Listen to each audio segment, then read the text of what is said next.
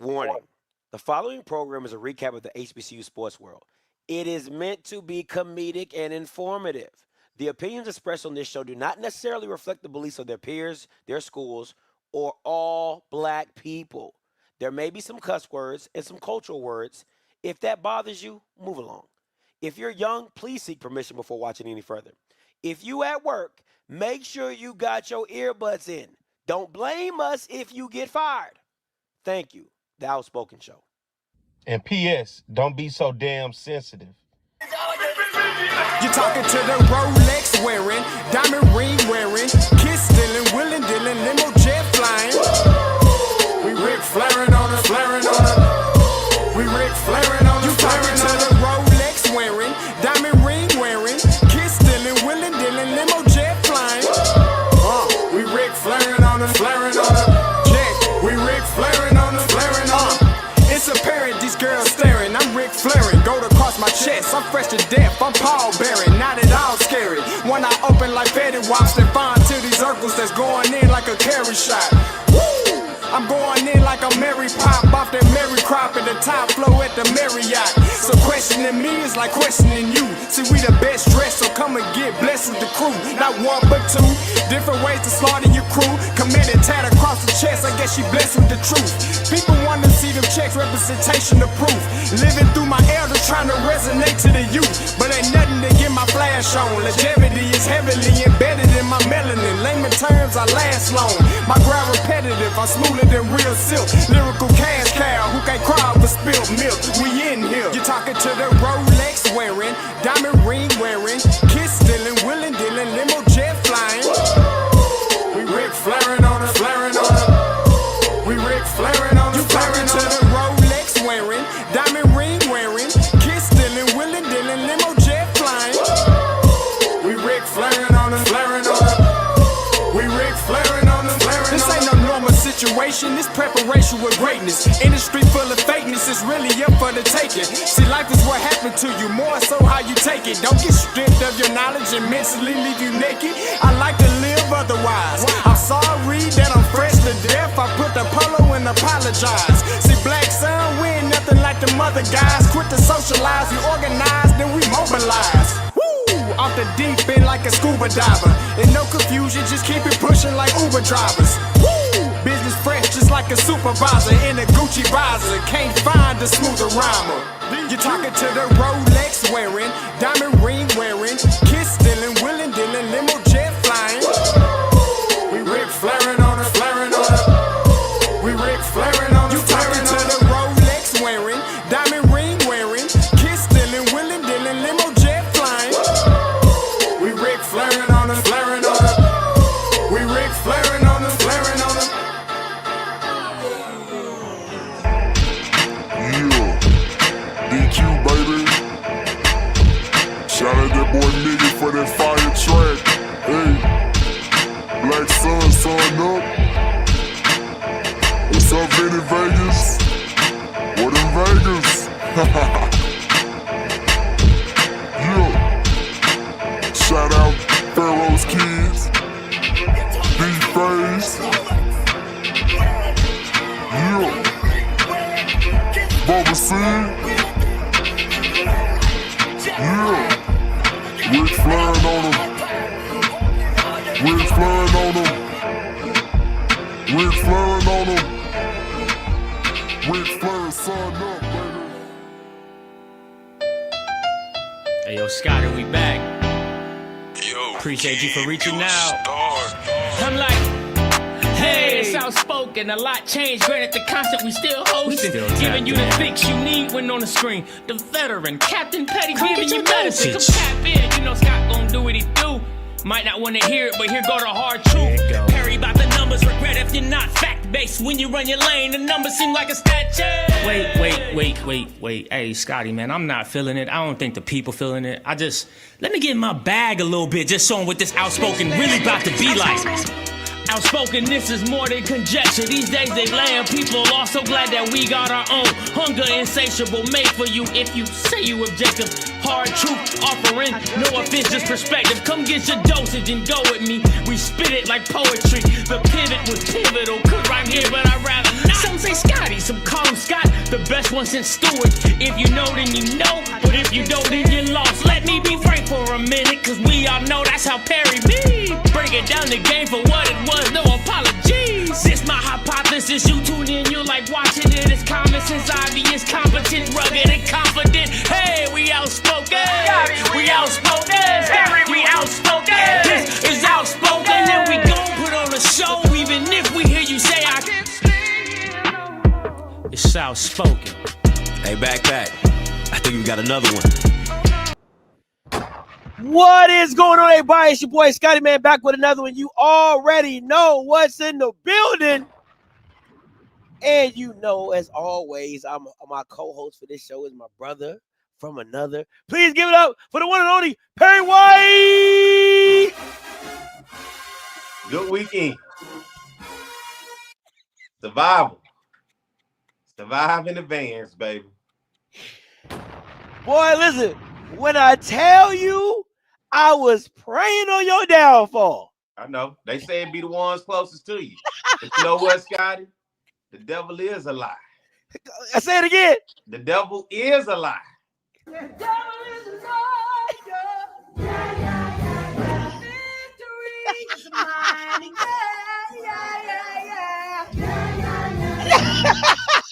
No way we can let them Delta devils get us.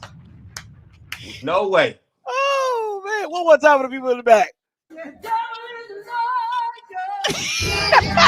liar. Victory is mine. I prayed on the way to intervene. I prayed. Where A&T Roy at tonight? Hey, where he at? Hey, I got something for him. No, look, A&T Roy. Look what I got. Oh, the memories. Hey. The I got memories. This for A&T Roy right here. The memories. Yeah, that's for him. Those are the good old days, right? When they were. Hey, I was there. I remember the good old days. I was there. The good old days. Where you at? Now you know he gonna call it. Well, you know we look pretty darn good. You know, nah, you lost. Hey, I bet he ain't got this shirt. He ain't got this one. He ain't got that one. No, he ain't got this one. He ain't got that one. No. Man, I was on the field when they was handing these to the players. I said, give me one. That was 10 years ago. Yeah. Tyreek Cohen. Man, I was there. Time flies when you be losing. Boy. Unlike Lionel at Prairie View, they didn't have to ship these overseas. This was actually this is real. That's real. you talking about these? Yeah, you ship that you can't wear that nowhere. Turn it around. Let it stay on the back. Hell no, that ain't real.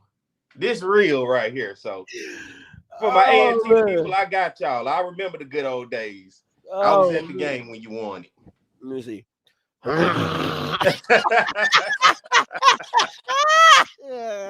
You know, my allergies get to acting up. Yeah, you should come with that joke. Yeah. It's no good in the streets. I got any bats in the cave? I got You good? I just want to make sure I'm straight, you know. Yeah. Sometimes my allergies get to acting up, you know what I'm saying? I totally understand. I deal with it too. Yeah. Claritin on deck.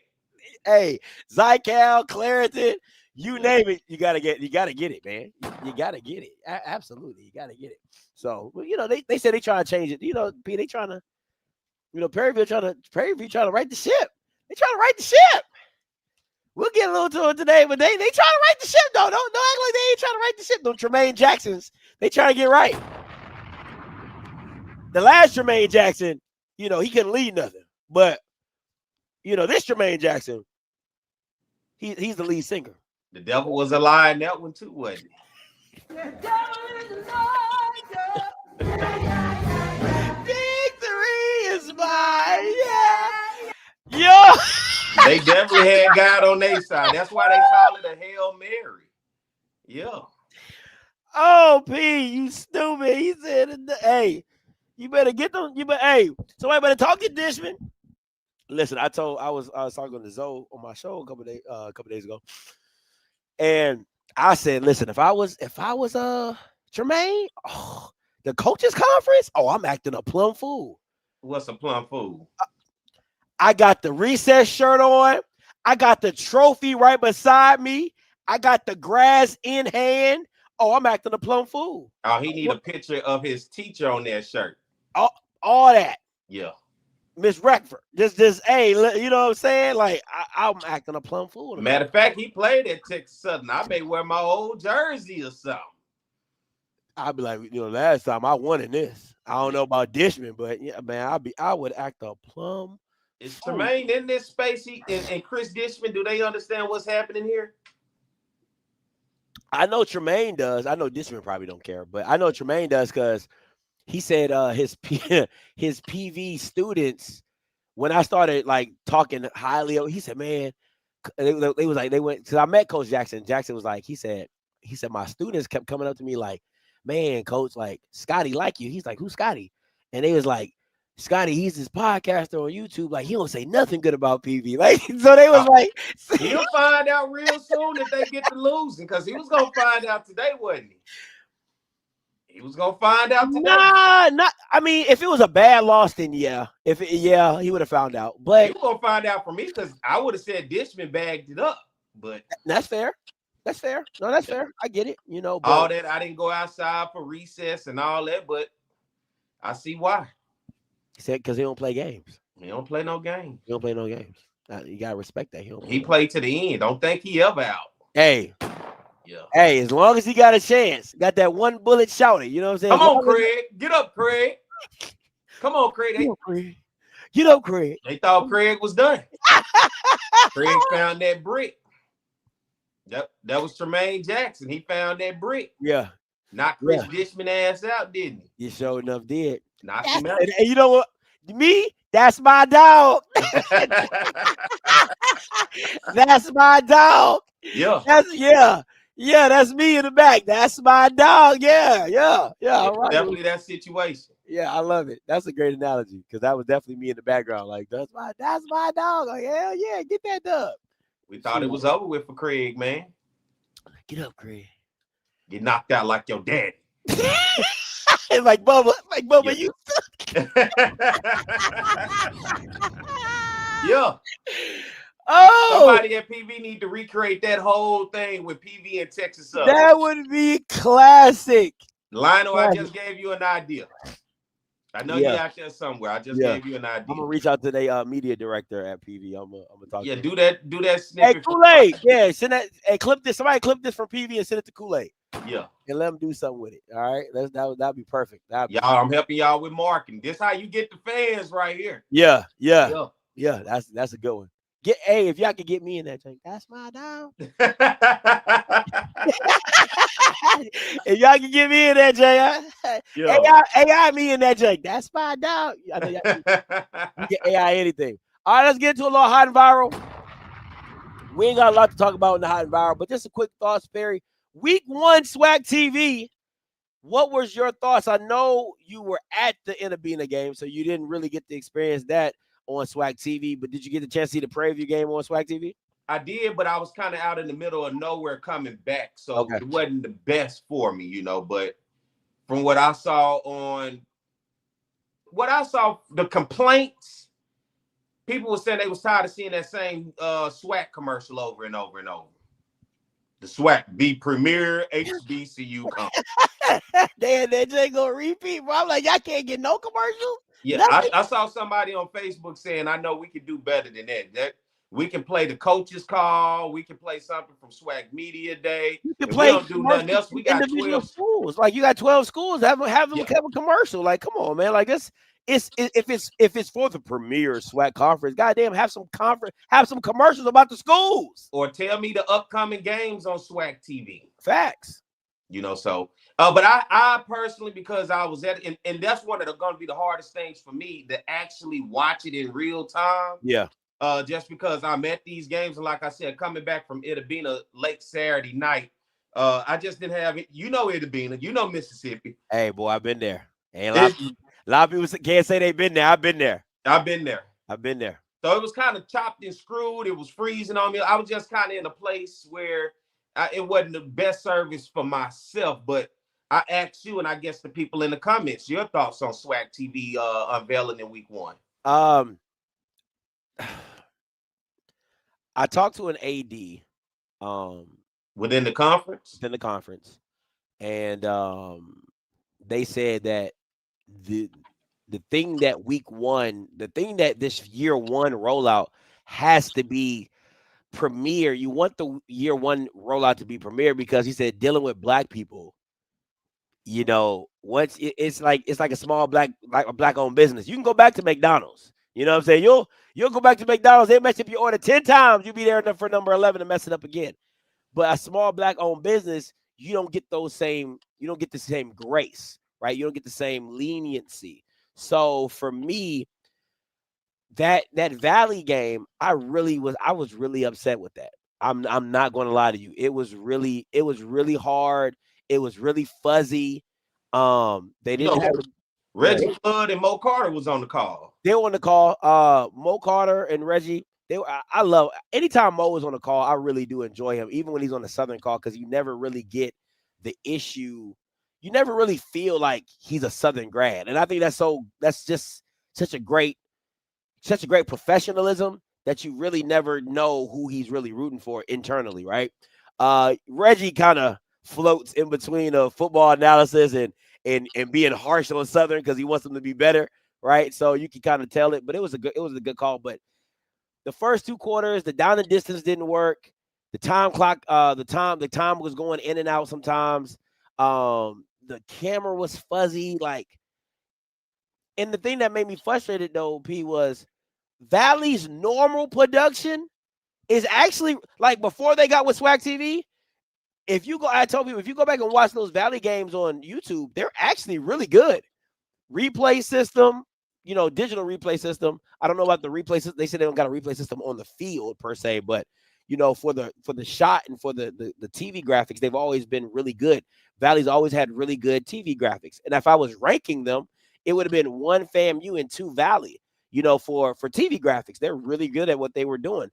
I don't know I don't know if they switched over softwares or encoders or whatever, but who they're working with the SWAC, they didn't have a play clock. It was just a lot that was going on with it, man. And for me, my issue is how you say you've been doing this for 3 years. The rollout just has to be smoother. I really enjoyed the Labor Day Classic. It was the cleanest feed of the day.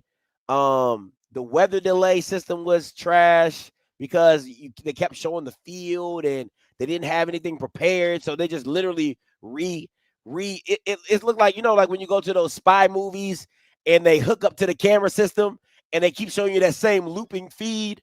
That's what it felt like. I'm like, why are we looking at this? Can we get some commercials? Can we get some informative stuff? Then when they bring it to the broadcasters in a booth, the camera angle's bad. It just like Kevin Hart said, we didn't look good as a unit. But the overall, go ahead. Oh, I was gonna say, I don't know if this is what I saw, but I remember seeing what I saw. I got to the stadium as the game was starting, and I ended up going to the bathroom. And Yeah. you've been underneath that press box area at Edabina. Yes. You know where the concession stand is? Then it's the 2 bathrooms Yes. on the end. Yes. Well, on the other side of the concession, I don't know if this was the production truck, so to say, for the game, but it was literally a dude with his trunk popped with a soundboard, a headset on, sitting in the folding chair and the screen. I don't know if that was the production, quote unquote, for the SWAC TV or the MEAC SWAC, but I guess it had to be. He literally was posted up in his car right next to the concession stand with his trunk popped with everything in his trunk. You lying, P. Why? If I'm lying, I'm flying. What they say, that's on my mama.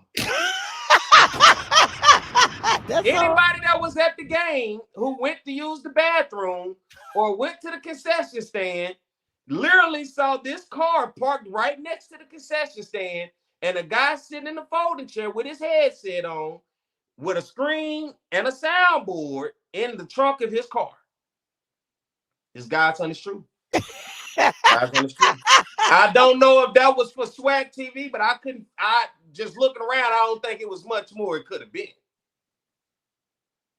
But that's what I saw. I could be lying. Well, I ain't lying. I could be wrong what it is. Okay. But I saw this dude, and he wasn't watching the game leisurely. He was working. This wasn't like a tailgate thing at all. No. This dude literally was parked next to next to the concession stand. Underneath there, pull right up. Yeah. So if you walk on the sidewalk, the concession stand, while you in the concession stand line, you looking at this guy watching and doing all this in the back of his trunk.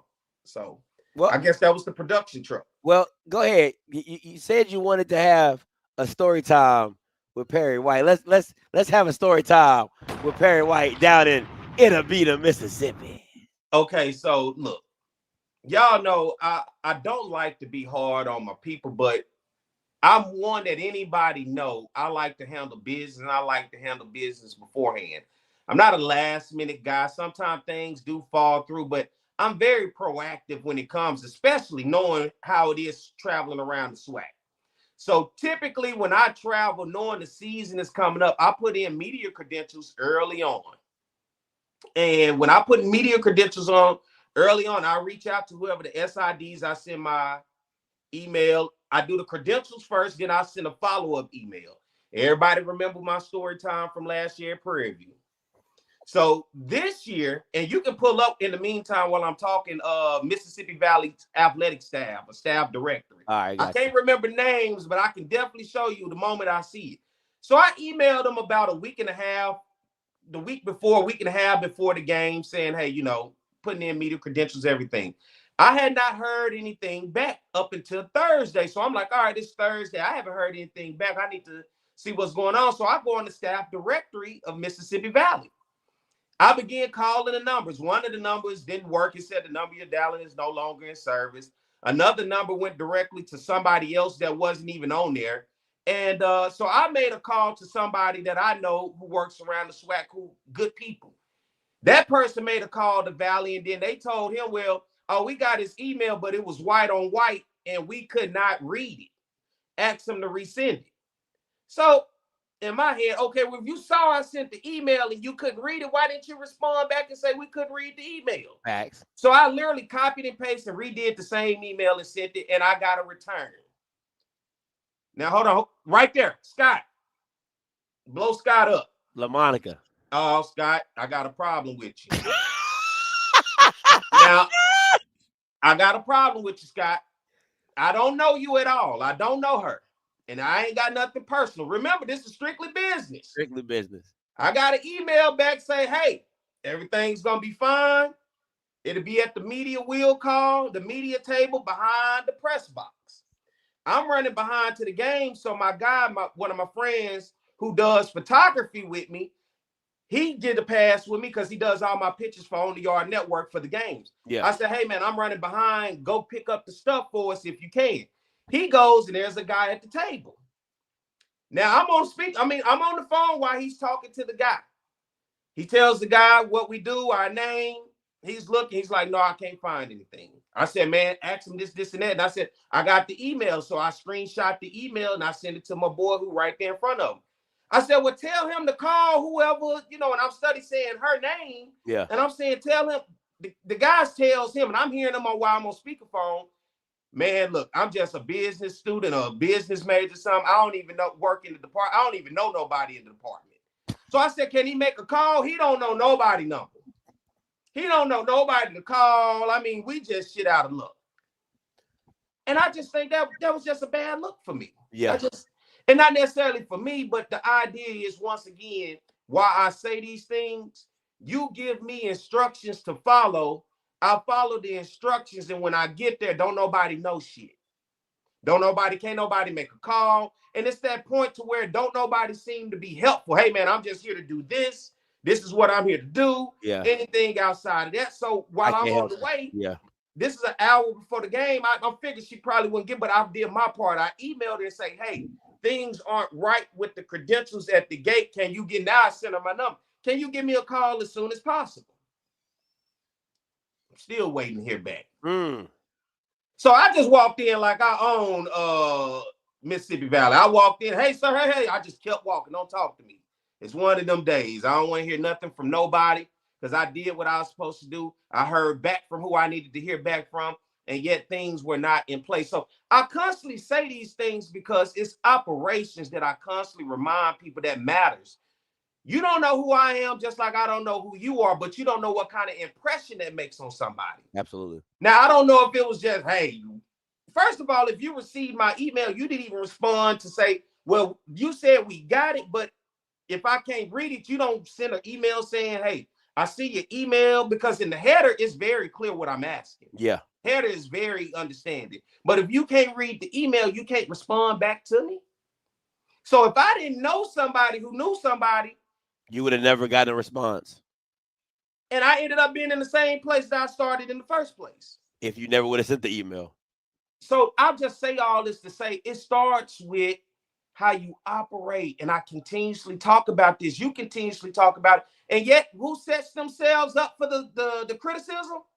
The very people who are in the positions. Thanks. So I don't say things to bash. And that's the one thing I want, because I felt the people at Prairie View felt some type of way because I publicly said something. I publicly said something because you're not in my shoes having to deal with that. If you didn't approve me, then I ain't going to get on here and yell and whine about it. But I got approved. Everything went right. And I followed the directions that you told me to follow. And once again, here I am in a situation telling people this is why I have issues sometimes with how operation and structures are set up, because here's somebody manning a table for media, yet knows nobody who in media. Them.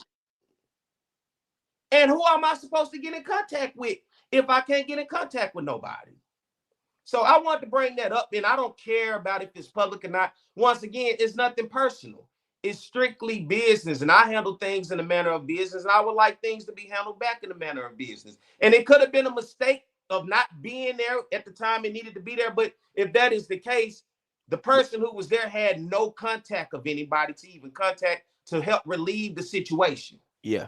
And that's just why I have issues. So for any SIDs, any athletic departments that's out there watching, be cognitive of how you operate. So because you got to have a plan B and a plan C, because people come from far and wide and you don't know who people are, and you don't know what kind of impression you leave when it comes to how you operate. And because I have this platform with you to be able to say it publicly, I have no problem, because I'm probably not going back to Valley no time soon. So first and foremost, I'm okay with that. Yeah. But just for the next person or whoever afterwards is prepared. how you operate. And to me, that matters all the most, especially when that person is doing their part and following the simple directions that you gave them to follow. I think the thing for me that always frustrates me is I tell people customer service is free. Just having good customer service is free. And the issue that I have also is that the same people in these positions, for the white people, they jump through hoops to make You sure. talking about for this? Yes. I put in LSU credentials. Okay, I go to LSU. I want y'all to know that too. I'm SEC too. So I did that same day about 2 weeks ago. That night, I got approved with all the information for every game that I put in for right then and there. All the information. They send you your parking stuff. They send you everything. They don't do parking where when you show up, you got to go find somebody. Everything is digital. They send it to you. It's a QR code. When you get there, they scan it at the lot. Hey, we good. And then when you get to the stadium, the way that they set everything up, you have to go in and talk to their people directly to identify that you are truly media. Who you say you are. Then they give you a pass. They give you a vest. And then you go, and then you got to go back at the end of the game to give them their vest back while they keep your ID. But all the information and everything is right there in front of you. So they keep your ID? Yeah, they keep your ID because they want their damn vest back. So you got to bring the vest back to get your ID. ID. Whoever is there have to give them the ID. That's how they keep track. So if anything happens, we know exactly who was on the sideline. Yeah, that's good. But the correspondence is, if you denied, they're going to let you know you denied. If you approved, and this is everything that goes on. This is what you're going to need. Here's everything you need. It's just a simple idea of how you operate. Is Valley or the rest of the SWACs, LSU or the SEC? No. But it's just the people that's in there that handles business, which is why I love that business and the way that they handle it. It's simple business. Yeah. So not to this Miss Scott, Mrs. Scott, Miss Scott, and whoever, all in the athletic department, nothing personal to you, but be cognitive on how you guys operate, because You may not know Perry White can get on the platform and speak loudly the way that I'm doing, but once again, you don't know what school this is the second school in the SWAC this happened to me to. Where I followed instructions and nobody even knew what those instructions were. And I had to deal with stuff out of the way. And my partner, luckily, he was dealing with, he said, man, I don't know what to do. I said, bro, don't worry about it. I'm almost there. When we get there, we'll figure it out. I just walked in. Yeah. And at that point, I just did what, but it don't work like that everywhere. So if I travel that far to come to work, in which I came to work, and I can't get in touch with nobody, then what? Yeah. I came to work. That's I got a photographer, not only for your brand and both schools' brand, the SWAC and my brand as well. We came to work. We didn't come to lollygag and have fun. We came to work. So that's all I'm saying. No matter who it happens to, you got to have fall-through plans, plan A, B's, and C's to make sure things happen, because you never know who it's happening to. And then when it's that around game time, you know it's hard to get hold of people anyway. Oh, yeah. Once game starts, it's rap. It's absolute raps. But back to the original point, I think for overall, I would give it a C+. When I tell you I really enjoyed the game presentation of the Labor Day Classic, I absolutely did. And the best thing is the replay. The replay on demand. Oh, you can't beat it. Just can't beat it. So I give it a C+. To me, the one thing that we've said for numerous of years, and I'm gonna keep saying it, and I don't care how anybody feels about it. If you're the commissioner and you keep talking about we're this, we're that, how about everybody get the same goddamn cameras? I mean, like, come on, man. You remember what I talked about, how this thing was supposed to go? Come on. We all collectively get together and say what we're going to invest in as a whole for cameras, audio, lower thirds, graphics. This is what it's going to be across the board. So ain't nobody got to figure it out on their own. This is unified. There's no way when you go in there, you watching one game and it look different from the other game. All games should look the same if it's going to be on this, because every school got the Bible, the Holy Grail. This is what it is. It don't even care if you got a new AD, a new SID, a new whatever the case. Everybody follows the script. Yep. Yeah, we all got to get on the same page, man. Like, for real, it's sickening to watch, but again, 3 years. Week 1, it's a trial. Maybe next week. Trial, a 3-year trial. 3-year week 1 trial, C+. Okay. I told you from SWAC Media Day, the way it was rolled out, I knew right then. I heard words, actions speak louder than words. While we seeing the commercials at SWAC Media Day, it should have been filled with all type of content for SWAC TV. While at SWAC Media Day, all that content should have been used to then pump into being content for SWAC TV.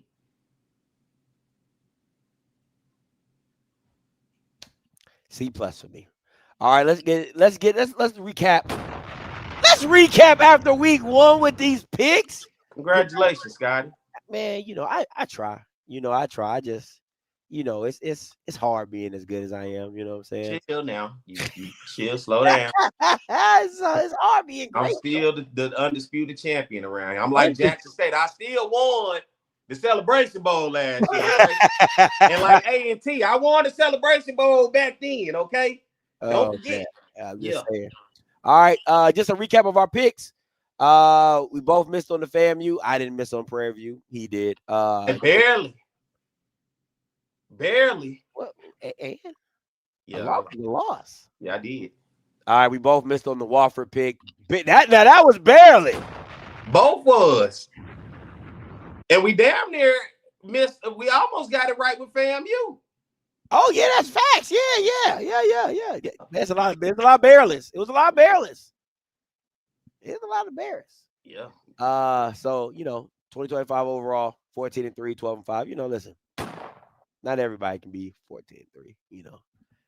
Starting out the gate 1-0. And then just kind of going on as I do. Yeah, good job, man. Good job. Yeah, I appreciate it, man. That's all I was waiting for. I appreciate you. All right, let's get to these week 2 predictions. But before, let's recap. I got y'all. You got me. I was like, whoa. I got you. All right. Pop it off with them Tremaine Jacksons. Prairie View takes the Labor Day Classic 22 to Texas Southern's 21. As you can see, the stats right here. Perry, hit him with the recap. Listen, man, I think for anybody, you was about ready to cut this thing off because it looked like Chris Dishman and Texas Southern was going to put the nail in the coffin. But Tremaine Jackson, what'd he say? What playing for me? Oh. Gotta let it go through. Yeah.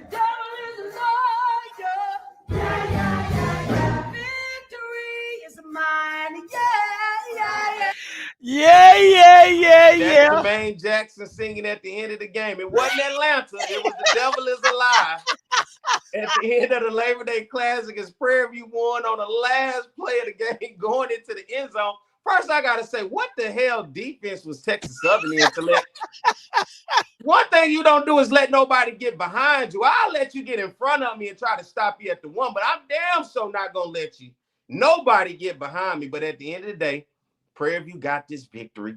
Touchdown on the last play of the game. Listen, let's tell what they say. Roll back the tail of the tape in this one. Prairie View in this one, 19 first downs to Texas Southern 17. Prairie View 6 of 16 on third downs. In this one, Texas Southern 5 of 9. Prairie View 2 of 3 on fourth down, and 3 of 3 for Texas Southern on fourth downs in this one. 425, Scotty, total yards of offense for Prairie View. 295 yards in the air.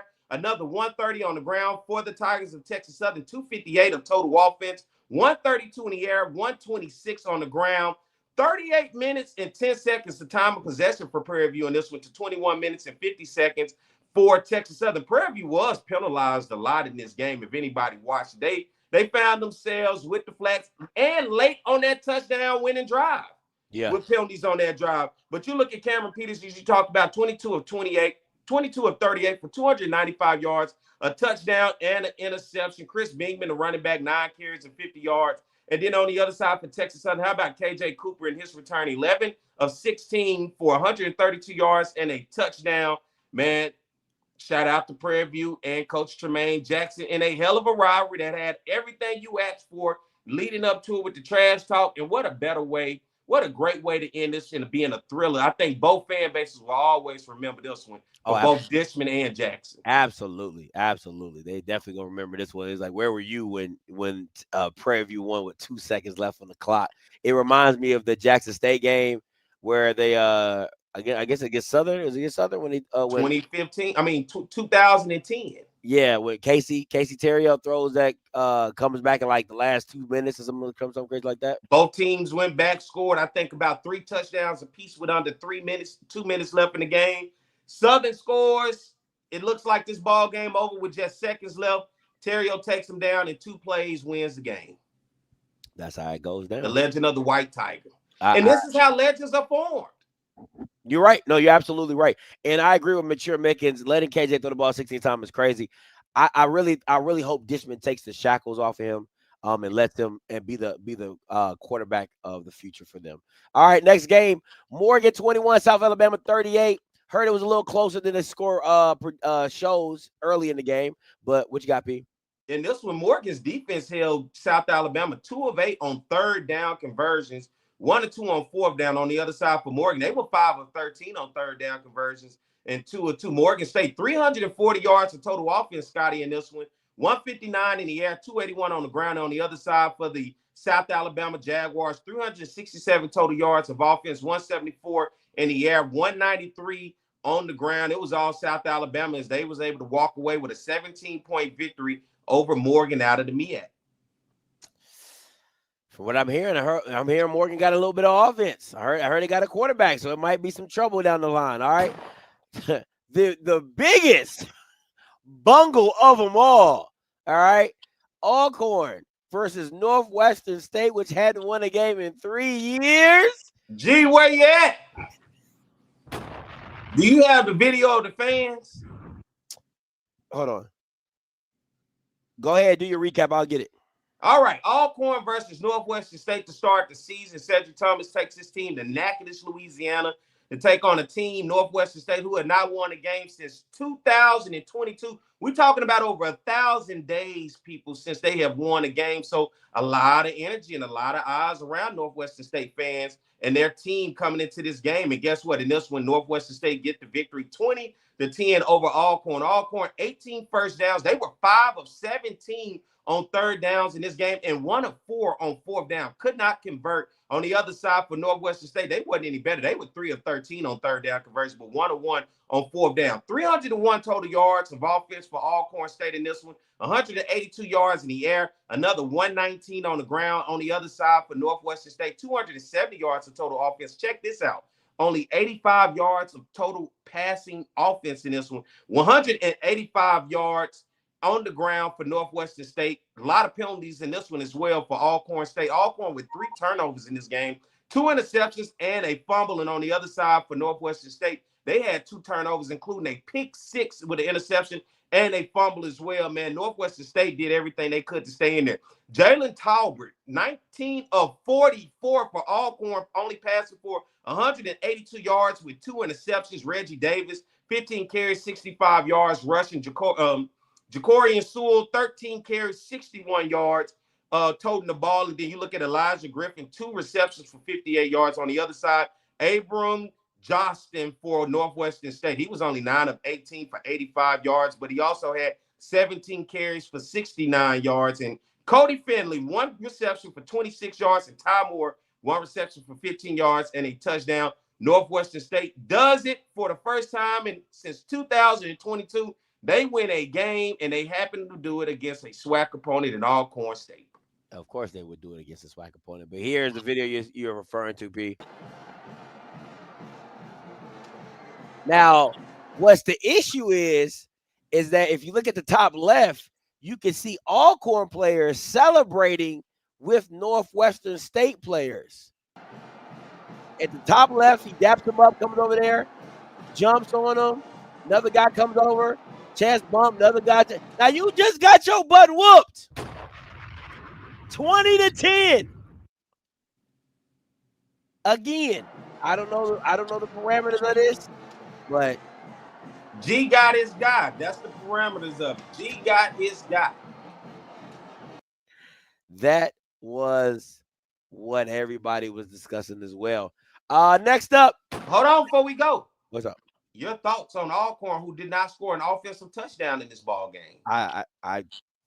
My thoughts is what I said it would be. They're trash. Like I said, listen, man, I said it, and this is the issue that I have with the Alcornites, right?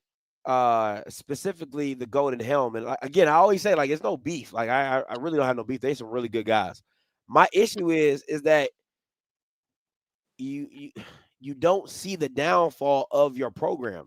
It's coming. Gales is not the answer. I don't think Cedric is the answer, but if that's who you want to keep, cool. But you got to get rid of Gales. To me, you do.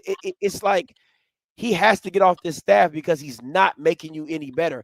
I think Tolbert can throw the ball 25 to 30 times. I really do, but I think he has the talent to do it. But how you throw the ball 44 times matters, okay? Like, you just don't drop back to drop back. 44 times is outrageous, and you only score 10 points. Usually when you see somebody throw the ball 40 times, it's a shootout. It's usually a shootout. 300 plus passing yards, a couple TDs to add, and I can take a couple interceptions if that's the case. That just comes with 44 times passing the ball. But if you throw the ball 44 times, you don't break 200, you don't have no touchdown passes, and you have 2 picks, something about that is not right. I do think the kid is talented.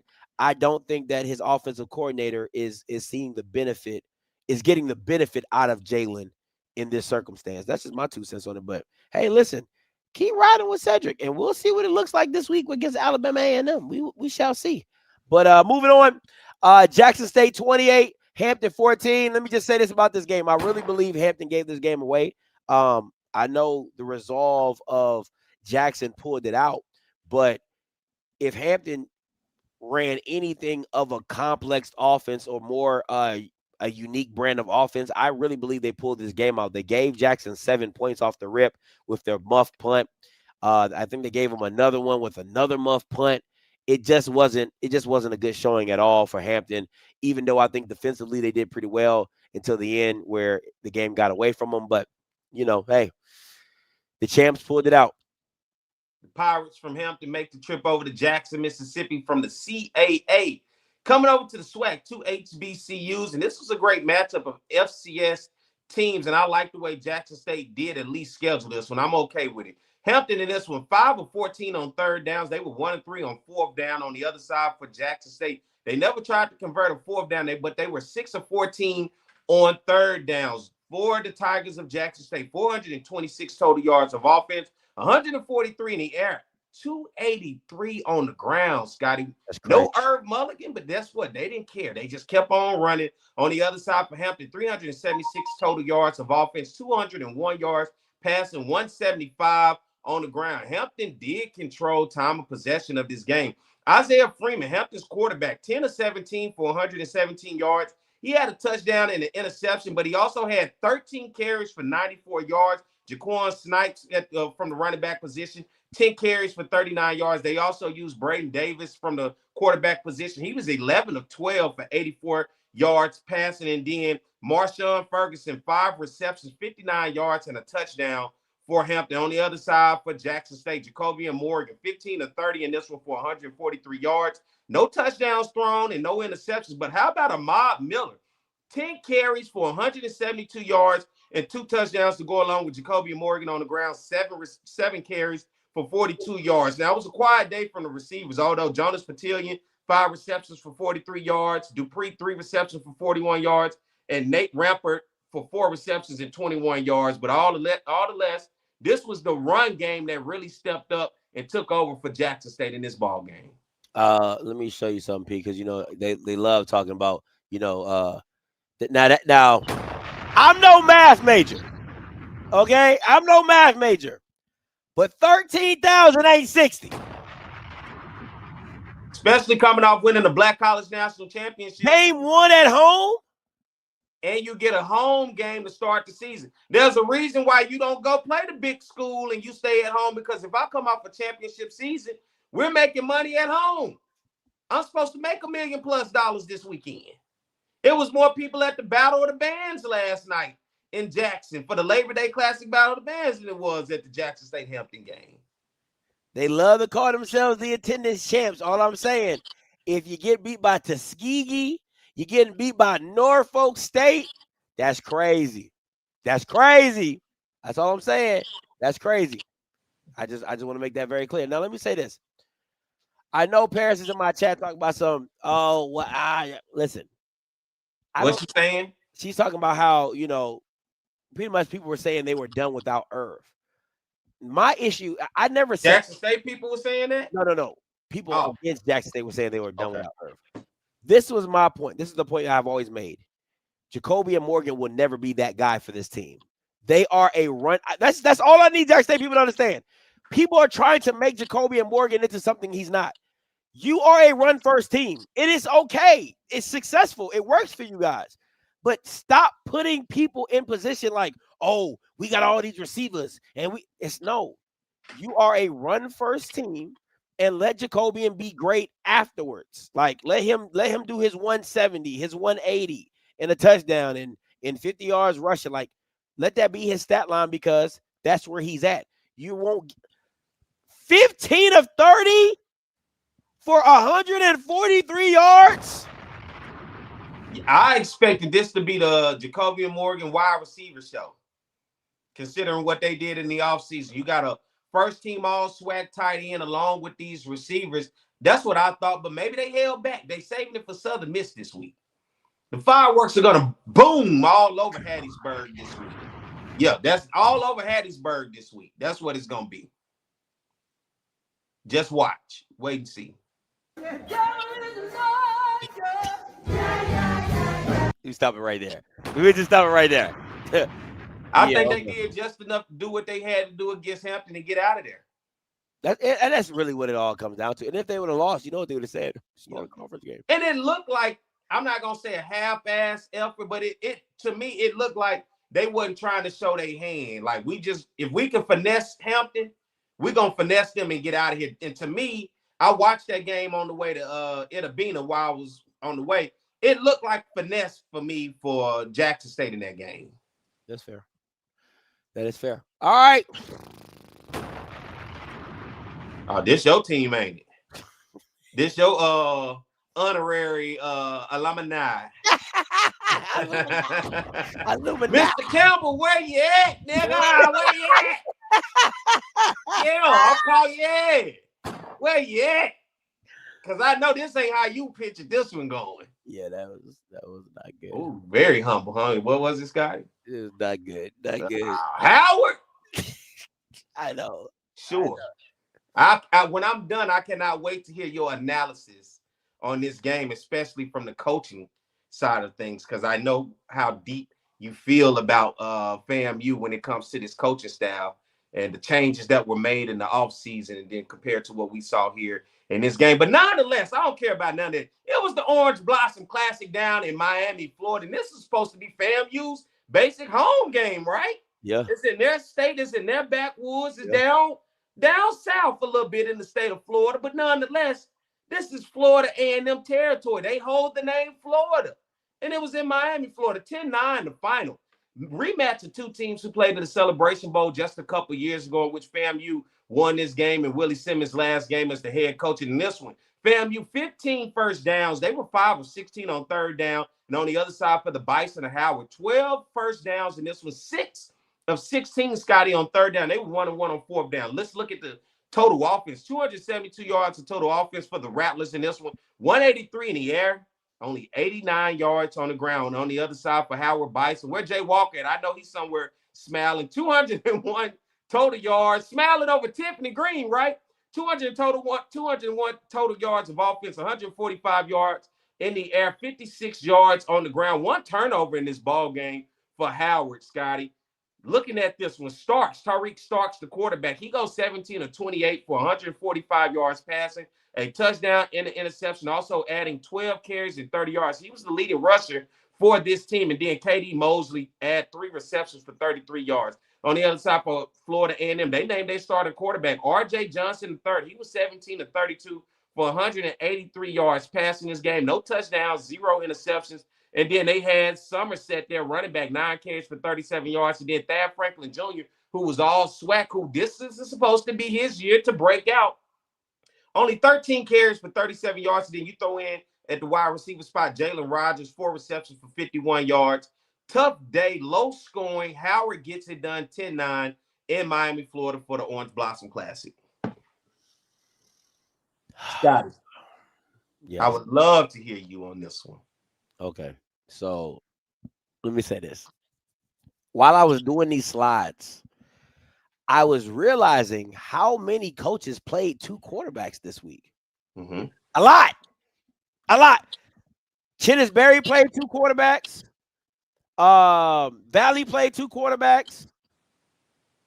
Southern had to play 2 quarterbacks. Played 3 of them. Played 3 quarterbacks. Who else played 2 quarterbacks? It's some other teams that played.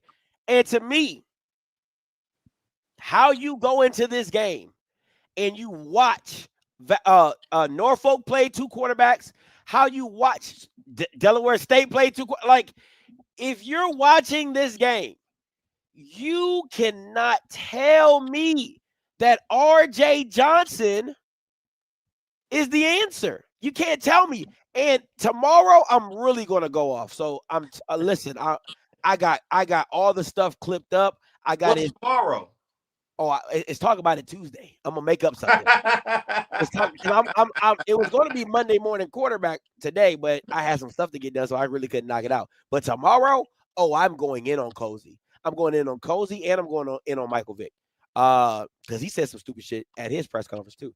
So my thing is this: I can't stand that. I can't stand them, because at the end of the day, for you to get in front of the press conference and you're talking about, R.J. Johnson played well because of 1 fucking drive, you're out your cotton picking mind. Like, 1 drive does not solidify somebody playing a good game. How does 1 drive out of 4 quarters? He stunk it up for 4 quarters. And he does 1 drive, and now you get in a post-game press conference and you tell me he played well because of the 1 drive? Sit your ball-headed ass down. You got to be shitting me. I am so sick and tired of Cozy. I'm tired of his shit. I'm tired of his white blackness. I'm tired of everything that has everything to do with James Cozy, the third, second, fourth, whatever the fucking number he is on.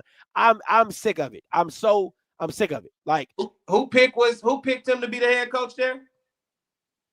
One of them the players and that old man that kept saying coach with the R, him, them two guys. Listen, at the end of the day, I didn't want him. I wanted Smitty. I wanted Smitty or I wanted Billy Roll. Those are the two guys I wanted. I wanted Smitty or I wanted Billy Roll. How this short man got into the conversation, I would never know. And what they trying to get the guy that's at A&T now? Yeah, they were trying to get Gibbs. Yeah. That was OBG's man. You know what I'm saying? That was her homie. You feel me? So no, listen, I'm sick of it, bro. I'm sick of it. I don't want to see it. I don't want to see it. I'm telling you right now, if I don't see two quarterbacks getting played at FAU, I promise you I'm gonna go the fuck off. I swear to God. I'm going straight white man tangent rant. Let me tell you, I'm gonna show you the exact rant I'm going. And I know Mr. Campbell gonna be mad. I don't even care because you're gonna feel this one.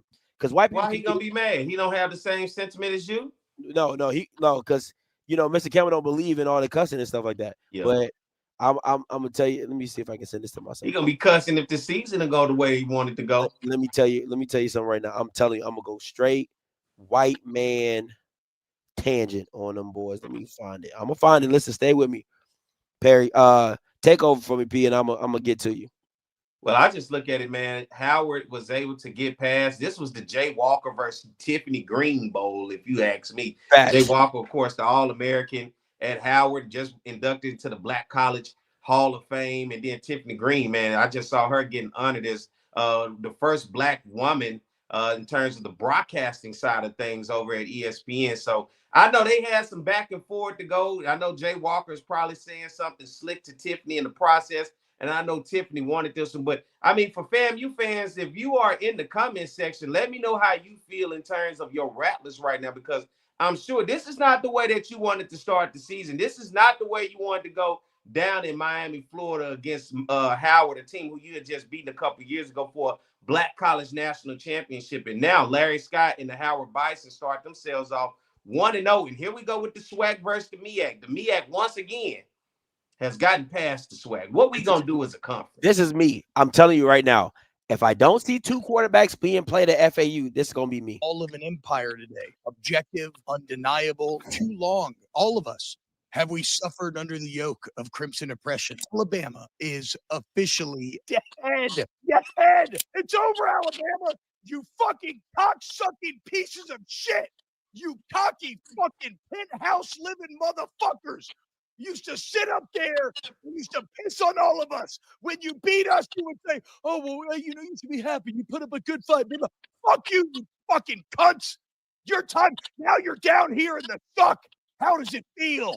The best part is, I know it feels worse for you than it feels for us because you're not used to being here. For 20 fucking years, you have lived a charmed existence where everything revolved around you. Everything you had, you got. Everything you wanted was at the tips of your fingers. You never had to worry about shit entering a single fucking weekend. And now, every fucking weekend, you're going to feel the existential threat of losing games that you didn't have to think twice about in the past. And so you have this standard that is so out of touch with reality. You're like a fucking trust fund kid that is bankrupt, and that makes me happy. And again, I hope that I can fucking bathe in your tears. I will cover myself in them. I will be consumed by them. I will drink them, piss them out, and drink my own urine. So get ready, because guess what? You spend a lot of time at the top, but it ain't no fun when the rabbit's got the gun. Is it, motherfucker? Fuck you, Alabama. I swear to God. Got that in you? I swear to God, I don't got all of it. In you? I ain't got a lot of it. I got some of it. That was really good. I got some of it. I ain't got all of it. White boys, they cuss different, right? But Jesus Christ. But I swear to God, I'm that close of, like, because I'm sick of Cozy.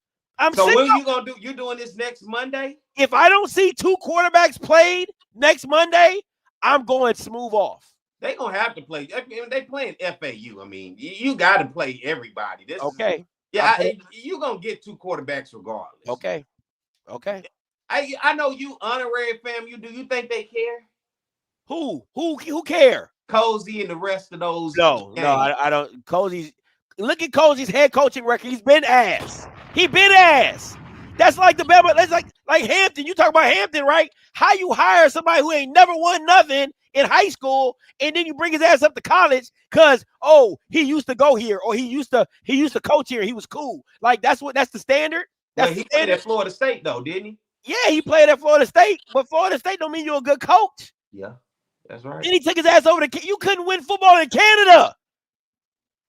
You was like one and never in Canada, and then you come to FAMU and you stinking up the joint. You got FAMU losing the Valley, and now we losing to Howard with Grey Poupon. Howard is trash. It's trouble in paradise, boy. When I hear you talk like this, it's trouble in paradise. Listen, I'm gonna go back to this statement, and I said it, and this is why I say what I be saying because y'all don't be listening to me. You said you were waiting to the end of week 1 to pick your team. This is why you gotta wait. You gotta let the dust settle before you out here just picking teams. You gotta let the dust settle. I'm not. Listen, I'm always rooting for FAMU. I'm always gonna be a fan of FAMU. That's just facts. Fuck out of here with Cozy. Y'all can miss me with that shit as long as he there. 10-9, close game. I mean, what went wrong in your opinion? The thing. This is what went wrong, P, is that you willingly let your team die. That's what he did. It's like this. It's like you see a plant and you see a plant needs water and you just keep walking past it. Yeah, it'll be okay. It'll be fine. It'll be straight. It'll bounce back. That's what he did watching that whole game. It's like you're watching RJ Johnson. He's a dying plant. Your team, your offense is a dying plant. Just try something different to get a spark. And even Jay Walker was saying it. He was like, how do you go into halftime and not come out with a different quarterback just to see if your team can get a spark? He said, go to your bullpen. It was a quarterback competition. Let's see what the other guy can do. And he never did it. Never. It's crazy to me. And this was a perfect game to do it because, again, it's an out-of-conference game. It's an easy opponent. Why not try to make it work with a backup? If you go to your backup and your backup suck, go back to RJ. Who gives a damn? But now you got people like me and other people who watch at FAMU, like now everybody clamoring for Jet because we didn't see Jet. But if Jet would have played and Jet was sorry, then you just be like, damn, the season, it's going to be a rough season. And you can't even blame Cozy other than his sorry ass can't recruit. And I'm going to say this and I'm going to let it go. I said this when they hired Cozy. I said a lot of people, I said, I get a lot of grief because I say Willie Simmons is a great play caller. I said the worst thing that happened to FAMU is his evaluation of the quarterback. That's what is the worst. See, the Ninja Turtle got saved last year because Daniel Richardson was recruited by Willie Simmons and he was already committed. So that's how he even got him on the board. But he hasn't recruited any good. Like, what proof do you have that he can recruit quarterbacks? And if that's the Bama he's sticking with, you damn sure know he ain't evaluating shit at practice because RJ Johnson, I'm like, bro, this is what you saw? Crazy work. Crazy work. Never thought I'd see you here in FAMU in this spot. Crazy work. Yeah. Listen, I'm telling you, crazy work. Maybe the kid can get better. Not on my dime. Not with my life minutes. Don't waste my life minutes trying to make that work. Because that's what you're doing. You're wasting my life minutes. Come on. How your son feel about this? I know he's a FAMU. No, he was rooting for Uncle Andrew. He liked FAMU, but he was rooting for. Listen, we was in this house screaming Andrew body to the top of our lungs. He loved his uncle. He like uncle. Yeah, let's not deflect. I'm talking about him being a FAMU fan. He don't watch FAMU football like that. He watch. He just like FAMU. Okay. He just like FAMU. Like okay. He's not like, oh, Dad, let's watch FAMU football. He watch. He like, can we watch Uncle Andrew? He'll watch Uncle Andrew. So, But oh, my bad. Yeah, let's go to Southern. Let's go to Southern Valley.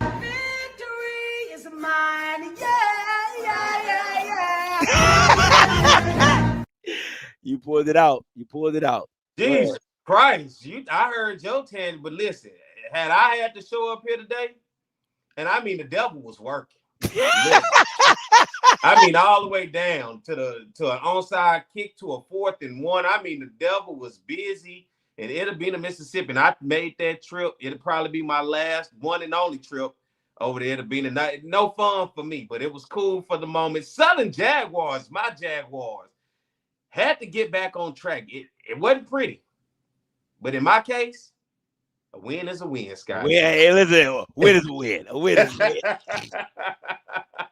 I'll take it, and I think at this point, I figured out this just who Southern's going to be. It's either going to get blew out or it's going to be, Hey, yo. What? Hey, no Diddy. Hey, yo. They either going to get blew out. Hey, yo, come on. I mean, come on, man. Damn, the score either going to be lopsided. Thank you. God damn, Scotty. Dang. Yo. You the only one on here with the. Oh, It's either gonna be a close game or it's gonna be lopsided. For Southern and Coach Terrence Gray, it looked like he probably smoked cigarettes after the game. That's the only thing I can think of. And this is the only thing that drives him to smoke a cigarette. But it's like, damn, that was a hell of a game, wasn't it? But nonetheless, the Jaguars found a way to get it done. 34-29. I know Coach Gray's don't smoke no cigarettes at the end of the game. The Jaguars, I was there, and it'll be a nice crowd. The people showed up. I say nice crowd for it'll be the Mississippi. The bands, and you know what? I think if Southern Band don't show up, we lose this game. I gotta say that. What is this? Getting out of hand now. That's how Terrence Gray. Shit getting out of hand now. Hey, oh, man, go the ahead. band brought the energy, and I think, man, I can see why this is a place teams have gone and lost, because it can get flat. And thank God they got turf. I can't even imagine with the grass out there. Thank God they got the turf. But I can very much see how this is a place teams can go get flat. And if the energy is not on your side, it's hard to recreate that energy, man. And Southern found a way to recreate that energy. 21st downs for the Jaguars in this one. They were 6 of 16 on 3rd down conversions and 3 and 4 on 4th down conversions. On the other side for the Delta Devils of Mississippi Valley, 14 first downs, 2 of 14, Scotty, on 3rd downs, and 1 of 3 on 4th downs. 296 total yards of offense for Mississippi Valley, 218 in the air, 78 on the ground. On the other side for Southern, 364 total yards of offense, 152 yards passing, 212 on the ground. Southern, of course, controlled time of possession. Southern looks like they trying to play bully ball with the way that they want to run the ball. Cameron McCoy, once again, for a second consecutive week, no quarterback has passed over 100 yards for Southern. McCoy, 8 of 17 for 82 yards passing and a touchdown right before the halftime. Jalen Woods and prayers out to him with the injury that he had in this ball game. He had to be carted off and sent to the hospital midway in this game. He was 9 of 13 in this one, passing for 70 yards. Jalen Woods did get the nod as the starter in this one. Jason Gabriel, though, from the running back position, the kid from John Curtis down in New Orleans, 19 carries, 97 yards rushing, and a touchdown. Cameron McCoy added 5 carries, 35 yards, and a touchdown himself. Trey Holly, 12 carries, 28 yards, and a touchdown. Darren Morris, 3 receptions, 49 yards, and a touchdown. On the other side for Mississippi Valley, they played a 2-quarterback system, Scotty. Josh Brown, 12 of 25, 146 yards passing, 2 touchdowns. Brandon Nunes, 9 of 8 for 72 yards. Josh Brown, along with his legs, as well as in the air, 12 carries for 87 yards in this game. And then they had Mekhi Norris, 1 reception for 73 yards. Man, this was a close one. Turnovers in this one kept Mississippi Valley in the game. You're talking about 2 turnovers by the running backs on fumbles. Yeah. Mississippi Valley able to capitalize. But you know what Valley has to do? This game is different if Valley don't settle for field goals and they score when they're in the red zone. But Southern's defense stepped up and kept Valley out of the end zone from getting there when they was there. And, man, you talk about this could be a totally different game. Valley went for an onside kick late. It didn't go 10 yards. They got illegal touching. And it seemed like Valley defense was going to hold Southern up on that 4th and 1. But Southern found a way to get it done and run out the clock in. Play it for me one more time. The devil is a liar. Yeah. Victory is mine. Yeah. The devil is a lie. I didn't know how I was gonna show up in front of you people today. Had we blew this game, and then every time, Scotty, I thought we had the game in hand. Here come Valley. Here they come. Here they Listen, come. Buckley, he got something. I can see where they trying to go with it. Yeah. Anybody got to go to Valley, and you ain't got no fans and no band, no energy with you. It's gonna be a tough one. I think it's gonna be a tough one this year. That is the best, and I know Valley beat FAMU last year, and Valley has a history of getting that 1 or 2 game every other year, be knocking off somebody that you don't expect. That was the best I've seen Valley not quit for me personally. Yeah. In the way that they played in a long time. I was impressed with what I saw with Valley, and the talent is there. I cannot lie. The talent is there. Once they figure this thing out, I think Valley, I'm not saying some contender, but they damn sure ain't UAPB. I'll put it like that. Does that make sense?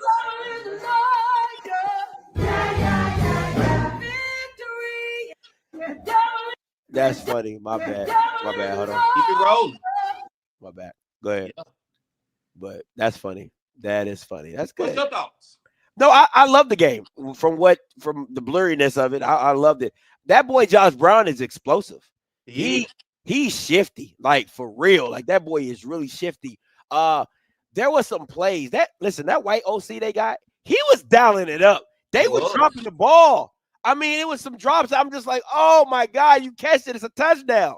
Come from Ferris State. Yeah, came from Ferris State. And I like what they did offensively. The team speed is there. They're fast, they're shifty, they're good. And you, Perry, you were there. From my point of view, I saw them as their defense was just scrappy. Like just ferocious, just get after the ball, speed. They was not letting Southern's run game go off. They were laying head, and they forced turnovers. Yeah, they were hitting. They were forcing turnovers. This was a back and forth. And one thing, they never laid down. At some points, it looked like Southern was about to take this game over, and they never laid down. They fought all the way to the end. That's why I say, man, for that to be game one, when they figure it out, and anybody, if you got to go to Itabena, if you do not dominate these folks, you're going to have a tough day. And if you don't at least bring a bus of fans, one bus, and maybe a pep band or something. Yeah. It's going to be tough, man. Listen. You said a pep band or something. Huh? You said a pep band or something. They go listen, Scotty. I'm telling you, you're going to need something. And what was your experience when you went to Itabena? You see, it can get flat quick. Didn't they beat North Carolina Central some years back there, too? They did. The game that I went to was the FAMU game, and it was a close one. I'm talking about, like, the only reason FAMU won, I won't say the only reason, but Valley stopped FAMU, and they were punting it. FAMU was punting it back. That's where that's the first time me and Mr. Campbell met face to face, and they were punting back to Valley. But one of the Valley defenders jumped over the protection, and that's a flag. So they got the 15-yard penalty. They got the first down, and they ran the clock out. But it was a good game. That was when they had Dancy was still there. They had the short receiver that was really good. He went off for like 2 touchdowns and like over 100-something yards. It was crazy, man. It was a good game. It was a great game. So, but let's talk about great games. NCAT, TSU, listen. A&T, where we at? Oh, goddamn. Where we at tonight, A&T? Here I am. Here I go. Rankin. That's his name, Rankin. That boy Rankin was cold. Shout out to Rankin, man. He should be a Valley legend. Now, you might recognize one of these names, Perry. Kendrick Grimes went smooth off for Tennessee State. Great game. A very much so back and forth game. But as always, NCAT does what NCAT does. They do. They lose. Not win. They lose. All right. What you got? Man, Kendrick Grimes, one of my guys, man. I hate he's not on the roster here at Southern anymore. But, of course, he was one of those guys, with the new rules. If you attended a junior college, it gave you an extra year of eligibility. And he thought he was done last year at Southern. But because of that rule, it granted him another year of eligibility. He ultimately took his talents up to Nashville, Tennessee. And he's playing for Coach Reggie Barlow at Tennessee State. In this one, 24-21, it was Tennessee State. In this one, over NCAT. 11 first downs. Listen to this one, Scotty, though. Okay. Tennessee State struggled on third downs. 2 of 11, Scotty, on third downs on the other side for the Aggies. They were 5 of 15. 252 total yards of offense for Tennessee State, 123 yards in the air, 129 on the ground. On the other side for North Carolina A&T, they had 343 total yards of offense, 210 in the air, 133 on the ground. A&T controlled time of possession, and if you can see right there, my man, Kendrick Grimes, 21 carries for 174 yards rushing, 2 touchdowns. His longest of the game was 60 yards. Braxton Thomas on the other side for North Carolina A&T did not have a shabby day. 11 of 13 for 169 yards passing and a touchdown. Champ Long as well came in. He was 5 of 9 for 41 yards. Wesley Graves, running back for A&T, came in 14 carries for 69 yards and a touchdown. And Jones, 4 receptions for 91 yards and a touchdown for A&T. Devon Slaughter on the other side for Tennessee State, 4 receptions, 102 yards receiving and a touchdown with his longest in the game, 82 yards. Tennessee State and Reggie Barlow's coaching debut. This was first-year coaches for both these teams at their respective programs. Reggie Barlow gets it done and keeps Tennessee State 1-0 to start the season. I watched about 3/4 of this game. It was a truly back-and-forth game. I'll say this. I like Braxton Thomas. Jonathan Palmer, I'm still a little out on him. I'll say this about NCAT from what I saw. They fly around. They feel more aggressive. They feel more gritty. This defense feels more gritty. But Tennessee State is fast. Like that defense is fast. That offense Kendrick Grimes is a great piece to that, but that defense is fast and they fly around to the ball.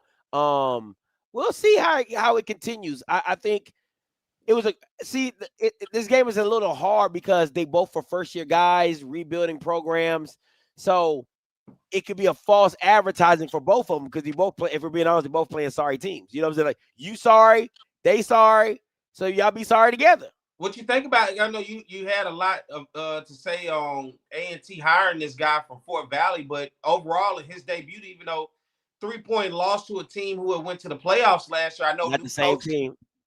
I know it's different, but what was your thoughts in his coaching debut for A&T, though? Do you see some promise? No, I do. I definitely do. I see a fast. Listen, again, that shit ain't gonna work in the CAA. Like when I say promise, don't mean national championship. No, not even close. Like I'll be surprised.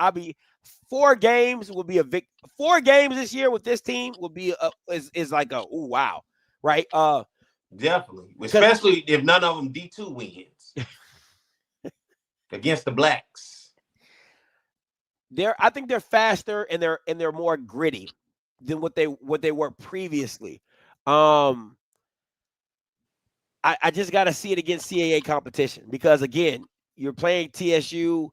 They're in a rebuild. You're in a rebuild. It's like who's the tallest midget, right? We're both short. So I gotta wait till they go against conference play, like a team that's somewhat good in CAA. Then from there, I can really get a good grasp or good gauge of what they'll be like. But from that game, it wasn't bad. It wasn't bad. Can't be mad. All right.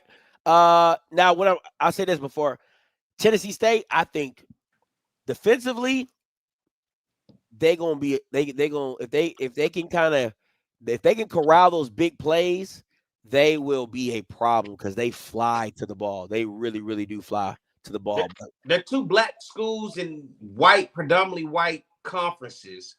Who do you think go on to probably have the better conference record, respectfully, in their prospective white conference? Say it again. They're both black colleges. Yeah. Play in white conferences. Yeah. Out of this game, I know it's a lot more to be played, but coming out of it, who do you think respectfully goes on to have the better record in their prospective conference? TSU,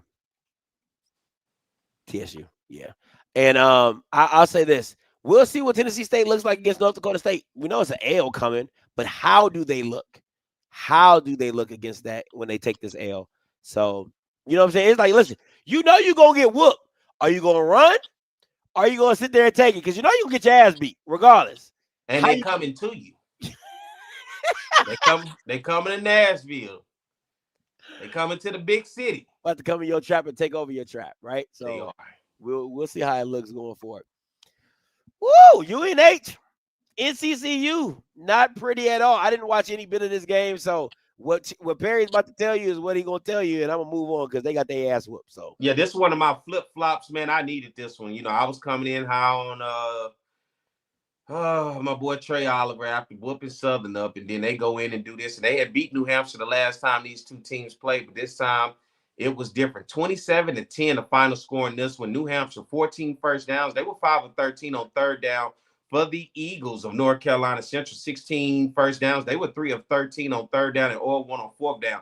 275 yards of total offense, 172 in the air, 103 on the ground on the other side for New Hampshire, 304 total yards of offense, 186 in the air, Scotty, 118 on the ground. Now, we're talking about from Walker Harris' perspective, the quarterback from North Carolina Central. He was 13 of 33 in this one, Scotty, for 172 yards passing, a touchdown and an interception. Chris Moses still had a day, 19 carries for 106 yards, but no touchdown. And then on the other side, you just look at overall, Caleb Burke, 5 receptions, 78 yards. And then Peyton Strickland, 1 reception, 65 yards, and a touchdown for New Hampshire, man. It was New Hampshire, 27-10. The final is they got past North Carolina Central in this one. trash showing. Low energy, very low energy in this one. I didn't know how much energy to give this one. I really didn't. Trash. Yeah. Wofford, South Carolina State, man. You talking about a thriller that shouldn't have been a thriller. Listen.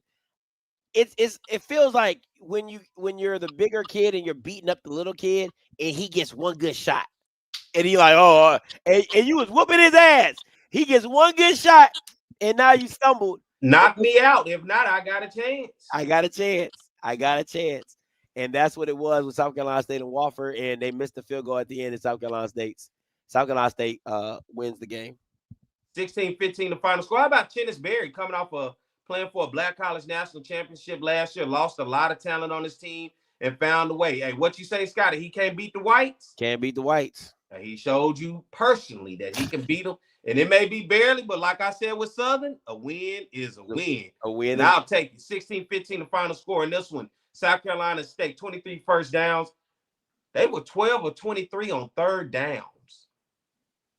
I don't even know that. Jesus Christ. Does that tell you sustaining drives? 12 or 23, like, God damn, that's crazy. You had 23 chances at third down. That's crazy work.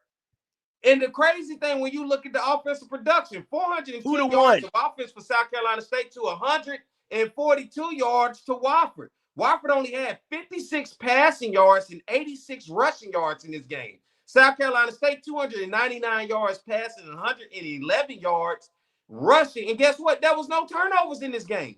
How the hell Wofford remained is I just don't know. But their quarterback, Jaden Whitaker, he was 6 of 21 in this one for Wofford for 56 yards. And then on the other side, South Carolina State played 2 quarterbacks. William Atkins was 17 of 33 for 175 yards. No touchdowns, no interceptions. And then Ryan Stubblefield comes in, 10 of 17, 124 yards, and a touchdown himself, man. Shout out to Berry finding the way to win this. I mean, looking at the stats, this really should be a blowout. Oh, losing this game would have been 10 times worse if we would have got on here and you tell me a team runs for a total of a pass and run for a total of 142 yards and you lose. And you put up 400 yards of total offense. Stop it. That would have been 10 times worse. 10 times worse. Jesus Christ. But they pulled it out. They got the dub. That's what's up. Congratulations to Berry. Towson, 27, Norfolk 7. Michael Vick's debut. You got that jersey back there? Where that jersey at? Atrocious. I sure didn't see it. I didn't see the Vick back there. Atrocious. Oh, now you retired the jersey for a week? It's in the closet. Let's talk about how atrocious it was. 27-7, the final score on Thursday night as Towson took on Norfolk State. Norfolk in this was 16 first down. They were 3 of 13 on third downs and 1 of 3 on fourth down for Towson. They were 9 of 17 on third down conversions, 1 of 1. Towson, more offense in this one than Norfolk State. 323 yards of offense to be exact. 187 in the air, 136 on the ground for Towson. For the Spartans, 279 yards of total offense, 240 in the air. They could not get anything on the ground. Only 39 yards, Scotty, rushing for Norfolk in this ball game. Otto Coons comes in. He's 19 of 27 for 219 yards passing. Kevon Keene, only 11 carries for 30 yards. He was very quiet. His longest of the night was 7 yards. How about Drayshawn Kendricks, though?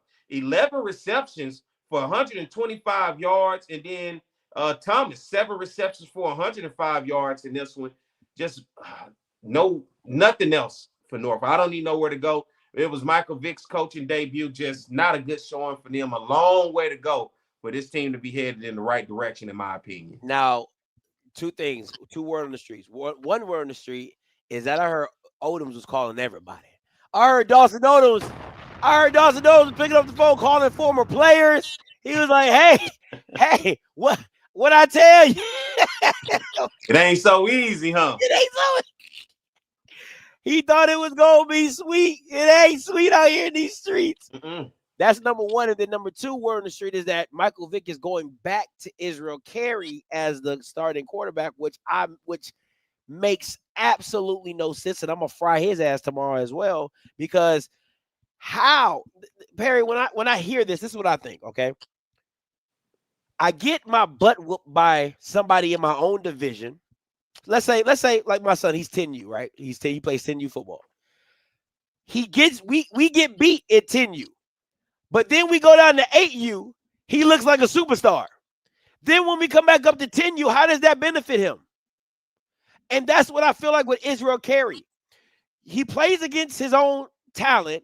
He gets embarrassed. You take him to go play a D2 school. Let's say he looks good. But when you bring him back up to D1, what is that supposed to do for him? Yeah, he was only 2 or 4 in this game. That you heard, I didn't even bring him up. This is what happens when you pay Bama's NIL money that ain't done shit. They paying him good. This is what happens when you pay Bama's NIL money who ain't done a damn thing. Now So you over there. Are they hands forced since they paying them the NIL? Are they forced to have to pay to play him even though Otto Coons seemed to be the better guy? If I'm giving you money, it's like the NFL, right? If you're the most expensive player, I can't have you on the bench. Well, if the guy before you, I mean, damn, what kind of? I hate that for Otto Coons. I hate it for him too, because it's his job to lose, and he didn't lose it. Israel lost it. He didn't lose it. So, that was tough. That's a tough blow to Otto, but keep it in. All right, let's get to this week 2 previews. Saturday, September 6th. Got Towson at Morgan, Hampton at Towson. Oh, whoa. Can't have 2 Towsons. I jacked all that up. Hold on. Who plays Towson this week? Morgan plays Towson. Who does Hampton play? Let me see. I jacked that all up. Let me see. Hampton plays Elizabeth City. That's what it was. That's why I forgot to get their logo. All right. Whatever about the Hampton one. All right. Hampton anyway over Elizabeth. Exactly, right. Yeah. Aggies with Central Florida, NDSU, TSU, Morgan, and Towson P. These should be pretty quick, easy picks. So what you got? We got lopsided. This happens in the early part of the season for these schools. This what makes starting to make that HBCU top 5 poll hard for the first 2-3 weeks of the season, because it's like you're trying to gauge, but you're gauging against talent out of conference, and a lot of these are ass whoopings ready to be had. But I think the one to probably keep an eye on this one is, can Morgan State, now with this newfound offense, can they compete better than Norfolk did against Towson? And if they can, what does that look like? And I got to ask you, Damian Wilson, this is a must-win game for him if you ask me, against an FCS opponent. Would you say? I would 100% say, and I think this is his opportunity to show what that offense can do. That's why I'm picking Morgan State to win this game. Come on, DMV. I believe in you. You know what I'm saying? You need to come through with one. I think this is an opportunity to do so. So I'm going Morgan State over Towson. I forgot what I picked. You picked Towson. Towson. The this rest might of these, be one of the ones that come back and bite me in the butt, but either way, we'll see how it goes. I'm going Towson. I'm going North Dakota State, of course. You know that's the Battle of Baltimore. You know that's the Battle of Baltimore, right? Morgan and Towson is the Battle of Baltimore. Okay, anyway. But go ahead.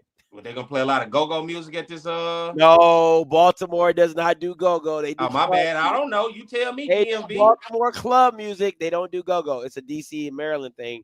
They're not. Baltimore's not considered Maryland, but that's another whole other story. But go ahead. Well, there's gonna be a lot of mumbo sauce. Is that what they need? They don't do that either. I'm in the South, baby. You gotta. Hey, let me know. I'm pretty sure you most know what, white remember folks. whose name was that? What, Levy? You know what I'm saying? Levi? Like, stop it, okay? Oh, Like, yeah, you got it. Hey, I'm in the South. I don't, the Battle of Baltimore. I watched The Wire, if that makes sense. That's all I got for I you. seen The Wire. That's all that counts. Hey, one of the best shows ever made. That's all I got for you. So I don't know much about this battle right here. So educate me. I'm in the South, man. I don't know what's gonna take place between Towson and Morgan State. Let me know what it's gonna be. They eating what they eat. Baltimore people? I don't know. What they eating at this tailgate? Crab? Crabs. Yeah, they do Oh, crabs. shit, it's gonna be funky at this game. They're gonna be the Funky Bowl. I'm straight on this, Scotty. I'm going Towson. I don't know what to expect, but Damon Wilson, I will say I'm kind of looking at this where it could come back and get me, but I would say I really would like to see him get a victory, and I think this could be a victory for him this year. Yeah. North Dakota, is there any doubts? Well, they finna line up on the center, and they gonna run that goddamn ball on Tennessee State. Good luck, Tennessee State, trying to stop that. I don't know what to tell them in this one. Oh, it ain't A&T by far. Oh, goddamn. Yeah, it ain't A&T at all. So Central Florida, we're going Central Florida and get going with Hampton. Yeah. All right, let's go. Week 2 long shots. Y'all see how hard this gonna make? I mean, when I get to that top 5 next week, I mean, just close your eyes and just do the best you can. Oh, man.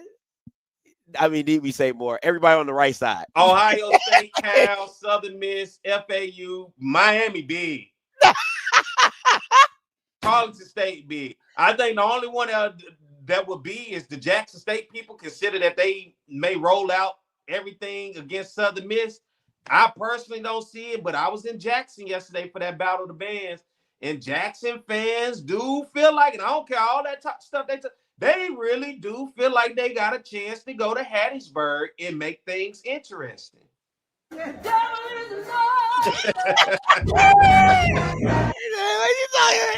Paris, where you at? Give me a score. All you Jackson State fans, because I know y'all really believe y'all going. I'm telling you. Here you go. 10 points or less. Yeah, whatever. What you got, Pete? Let us know. You always have a chance. No, you don't. Not always. No. Now they real life believe that they finessed Hampton and they gonna unload it this week against Southern Miss, and that TC Taylor is saying, "Hey, we gonna go in here and we gonna get this one."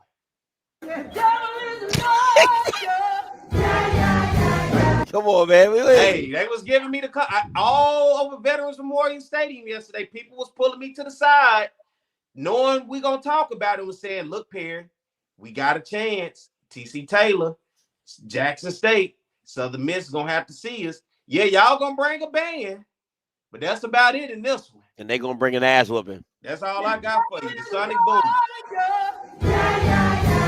Let's not play this. They say they not getting beat by 20. What happened? Paris, I bet you $5 right here, right now, you get beat by 20. I bet you $5 right here, right now, you get beat by 20. Jackson really believe, bro. I'm telling you, that Dion, I believe, Steelers, they really believe they gonna go in there and push Southern Miss around. I swear. And I heard it all yesterday. I didn't say anything back. I just listened, because, hey, I'm in enemy territory. But they really believe this. I'm not making this up. That's all I kept hearing. Hey, man, son, going over to Hattiesburg. Hey, listen, they gonna have to play us. It's only, hey, you on the clock, Jackson. A lot to a little. That's where I'm going. What you think? By how much? I think they get beat by 21. 3 touchdowns. Yeah, at least. I think that's the floor. I think the floor is 17. I think the floor is 17. The floor is 17 for me. And you know how black folks do? They think because they got a black coach at Southern Miss, they just automatically make it equal, I guess. If it was a white coach over there, they wouldn't say this. But they got that black coach that came from Marshall. They just assume, hey, he black. We got a black coach. I think it's going to be close, Perry. I'm like, well, you know what? Y'all got it. Oh, my goodness. That's funny. You make what Perry say they not laying down? Nobody not lay down, but you can get your ass whooped standing up, too. Ask Joe Jackson. Shit. The king of ass whooping. There's many ways to get your ass whooped. He said you can get your ass whooped standing up. All ass whoopings ain't on your back, okay? Oh my goodness. That Yep. I'm sorry, that was so funny. You gotta be standing up to get knocked out, don't you? You do. That's what they said. That's Yep. what they said. Boy, something is Barry, something is wrong with you, bro. I ain't trying to be funny, but I'm just saying the people said they got a chance, and I was really surprised as much as I heard they. So if it's one of these games I'm gonna watch, that's gonna be one I guess I'll watch. Ohio State and Grambling. I really hate Grambling even did that, boy. Man, that payout better be over $800K. It better be something outrageous. Like you gotta. I know it ain't in the millions because they're not G5, but that baby gotta be at least about $800-900K. What y'all that Ohio State you saw against Texas? Throw that out the window. 14-7. I mean, Jesus Christ. Oh boy. Let me ask you this, V. Does Grambling score? No. Texas barely scored. And how many times was they in the red zone? Yeah, a few. Now Grambling don't score in this one at all. I mean, He said at no. all. Nope. Oh man, you want some of this too, old man? Nope. Valley and Tarleton State might be interesting. Tarleton Hey. State is a power though. That look, they will beat your ass. No, where are they finding these backs, bro? Like, why can't we find? Like, bro, that Bama Trey Page is crazy nice. And Where then are they- before they got the kid from UAPB, Kayvon Bro, Britt. yeah, Britain. I'm like, where are they? I mean, where are they finding these kids at? Hey man, they know how to recruit and they can develop and listen. They'll whoop your ass if you think you're gonna come play around with them. I promise you. Tarleton ain't a team you want to play around with on the FCS level, and they ain't been here that long. So, but I think that I want to see Valley against them. I think that'll be after what I saw from Valley. I don't know if we just played that bad and it was at Inabine or whatever the case. But I am interested to see Valley against Tarleton State. He said It is an FCS team. State gonna win by Tarleton gonna win by 100. That's the only thing interesting. Yeah, they're gonna beat the shit out of them. But I just want to see Valley and see how they can combat and keep fighting in that one. We'll see. All right, you already know what time it is. Get your ones ready.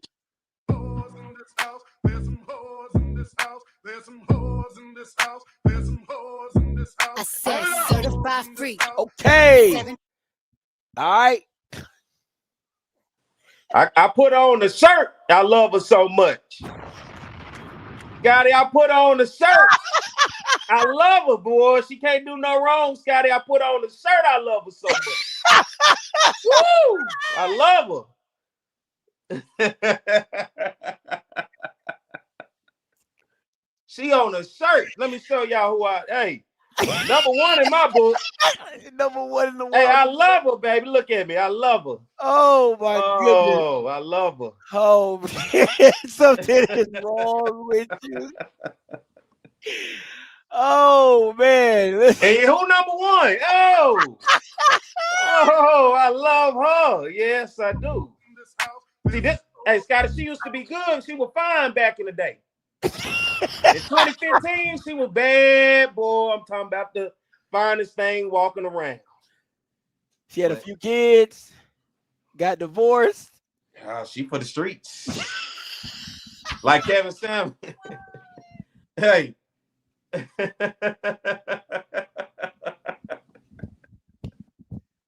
What Kevin Samuel say, Scotty?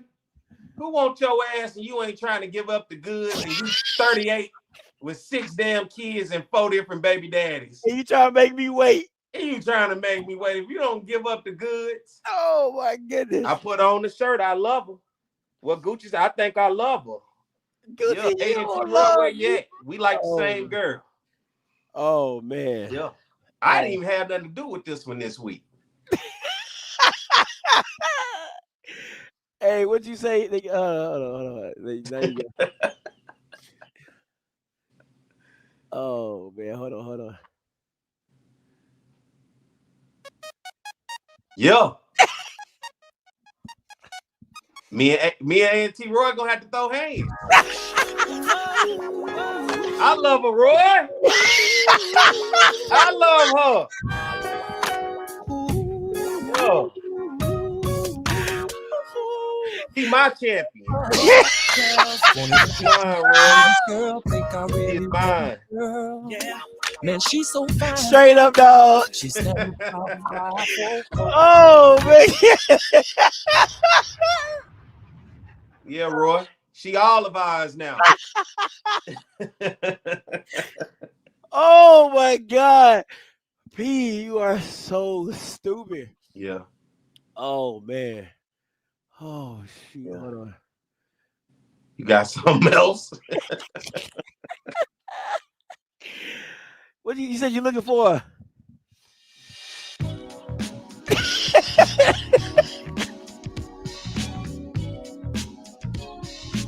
Yeah.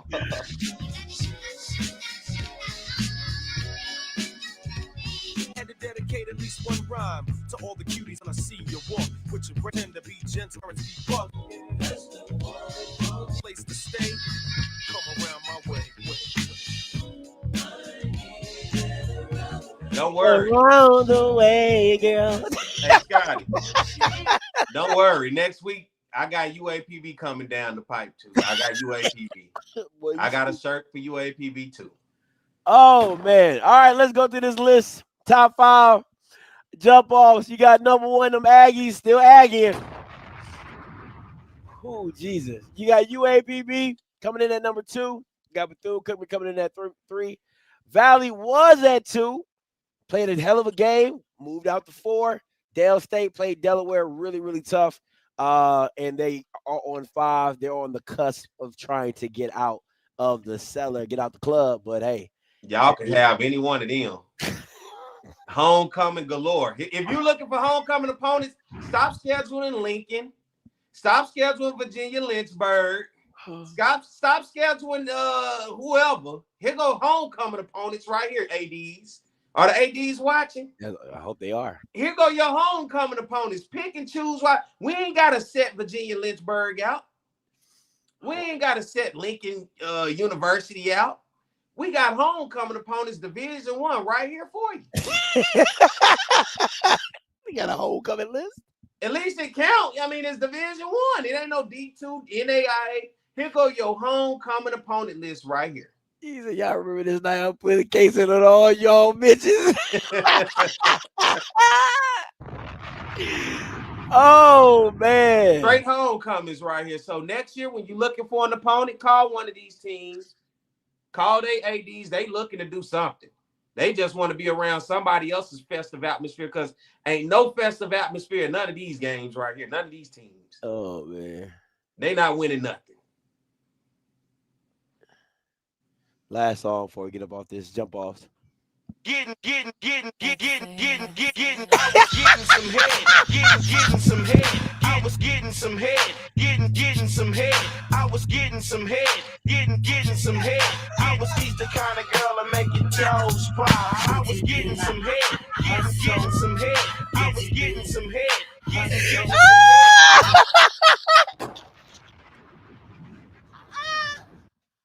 A&T, giving it up. Something is wrong with you. Oh, man. Are you not entertained? Oh, my God. Oh, Jesus. Boy. Just entertainment tonight. My chest is hurting. Oh, my goodness. That was hilarious. All right. Haven't done it in a while, P. Had to bring it back for the ones for the back. But you already know what it is. Time for. Hey. Buy, sell, hold, sell. Dun, dun, dun, dun. Buy, sell, hold. Buy, sell, hold. All right. It's week 1. Can't get you. got me choking. Watch yourself now. Devil is a lie.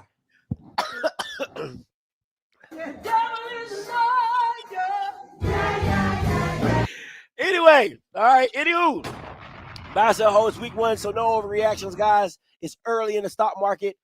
Buy, sell, hold. Prairie A&M. Them Tremaine Jacksons stay hot. For what? This weekend or how long? This weekend. I'm selling. Oh, okay. Okay, selling. I mean, they closed as the they was like that when you got to the store and they was closing and locking the door. And it's like, man, come on, man, I just need to grab that one item. He's like, hey, man, you should have been here 5 minutes ago. Yeah, I need that one item. Dude was like, you know what? You just need one thing. Man, I already know exactly where to go. All right, come on in here and you can get it in. That's what last week was. I'm selling this week. I don't think it. No, I'm selling. Beezy says, say Perry, if Mark keeps calling our plays, we're gonna be a jump off next. Yikes. No, we not. The teams we looking at ain't won games in a long time. We at least when the last time go back to that. The fact that they said that, go back. Look, anybody putting Southern on that list, go back to that list. Go back to that list. When the last time any of them played for a championship? How the hell we on the list and ain't none of them played for a championship in football? You see, I'm wearing 2015, my nigga. 15. How old was you in 2015? Ain't no way. I don't care. Southern can't be on that list. At least we that program, we not that. So let's just stop that. I want to nip that in the bud right now. I know Southern may not be everybody's cup of tea, but we damn sure ain't this right here. Not at all. Come on now. You may not like us, but we ain't this. All right? And half y'all talking got you. You lost to us last year, didn't you? If you ain't Jackson State or FAMU, who are you? Yeah, that's fair. Huh? That's fair. I mean, who talking here? Who talking here? I can admit it's Jackson State and FAMU, and I get some guy, but who talking here, Scotty? Huh? Andrew can. Andrew beat y'all. I mean, shit. I give credit what credit is due. Yeah. But how we gonna be on this jump off list and who talking? So I don't want to hear that. Y'all hating. I take the hate. Hate. Ain't no way Southern can on this list. These teams, we talking about A&T. When the last time they beat a D1 opponent? UAPB, they beat one D1 opponent last year. That's fair. Bethune-Cookman lost to Clark Atlanta. That's fair. FAMU, I guess, shit. Who are you in Valley beat you? And Delaware State, come on. So y'all don't start that shit with me tonight. I know I got my ass beat last week, but don't do me like that now, okay? Hey, Perry, Southern ain't never, ever been to a celly. These teams ain't even played in a conference championship. That's fair. That's all I'm saying. When last time these teams won a division or played for a champion was even in the conversation? That's why I'm wearing this tonight. I want it to be known. Why they number one? How do you see how they falling? They was this. Now they can't beat nobody D1. Oh man. So y'all don't hate on Southern like that. Now I play a lot, but y'all, I know y'all hating. I ain't gonna let y'all rile me up. Okay. You ain't gonna round me up. You ain't gonna round me up. I'm sorry, Scotty. But there ain't no way we can end up. We ain't on that goddamn list now. Come on. I'm buying. Listen. I'm buying. Put me in for more stocks. I'm buying. They stay hot. Listen, winning helps, man. Winning helps. It just keeps that thing rolling. All right, keeps that thing rolling. So next up.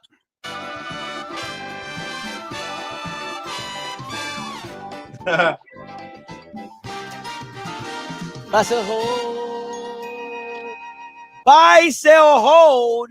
Norfolk State finds an offense?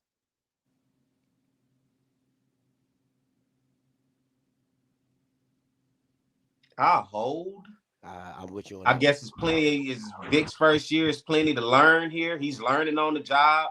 Maybe he can go back and look at film and figure something out. Maybe he send that film to one of his NFL coaches and say, "Man, what you think?" I don't know, but I say hold. It's still a lot to unpack with Norfolk. So yeah, I'm gonna go hold. They're going against a D2 this week. That's why I can't really buy anything because I don't want to get caught up in the false advertising of playing against a D2 team and whatever comes out that way. So I'm a hold. But next week, I'll be at it again. All right, next up, buy, sell, hold.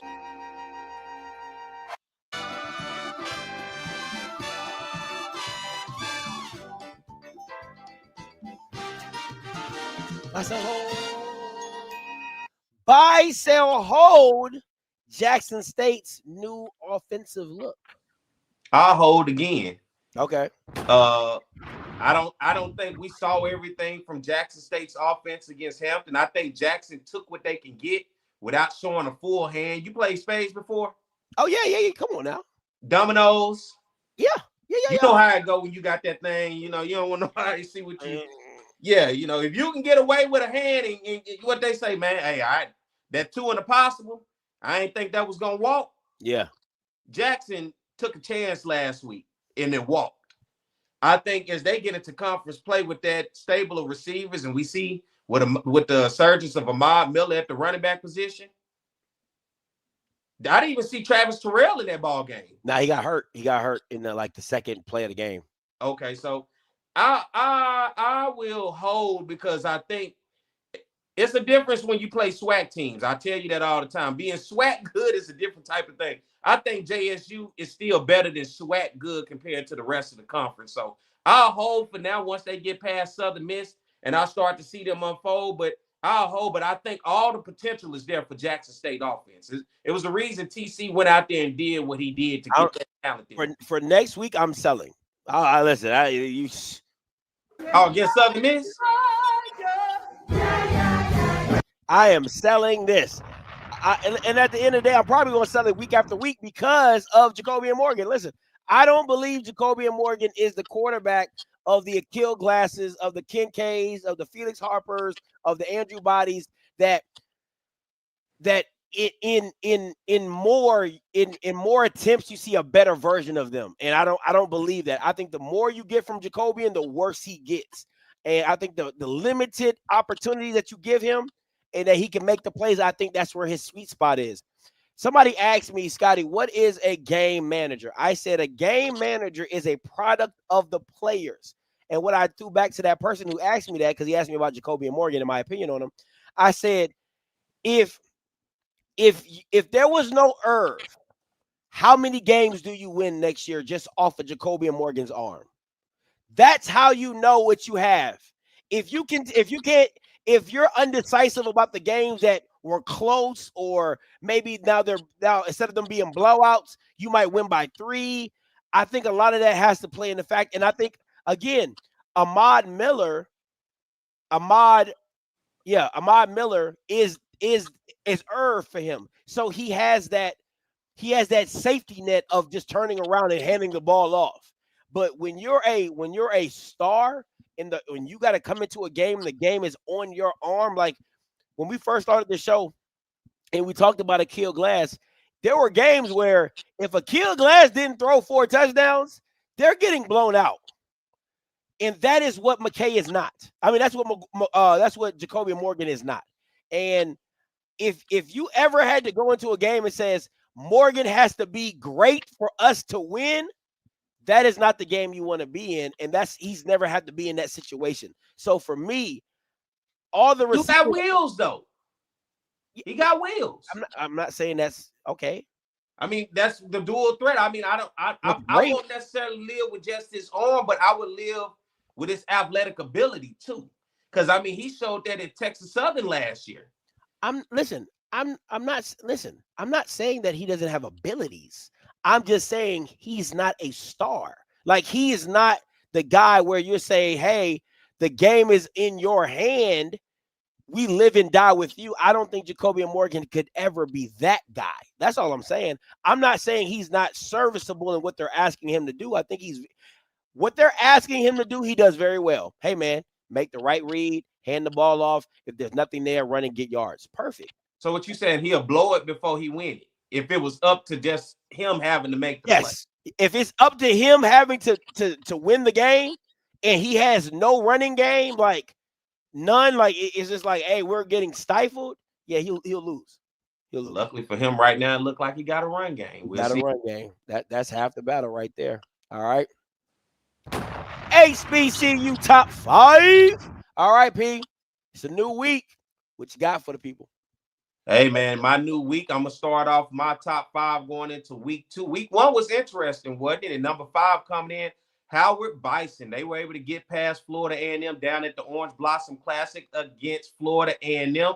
Great win for Howard to start the season. Larry Scott and his team found a way to get it done. 10-9 was the final score. And, hey, they knocked off a top 5 team that was in my top 5 last week. And if that's how Howard's going to start the season right now because of where we at, hey, I'll take it. So Howard's number 5. We'll see what changes with that.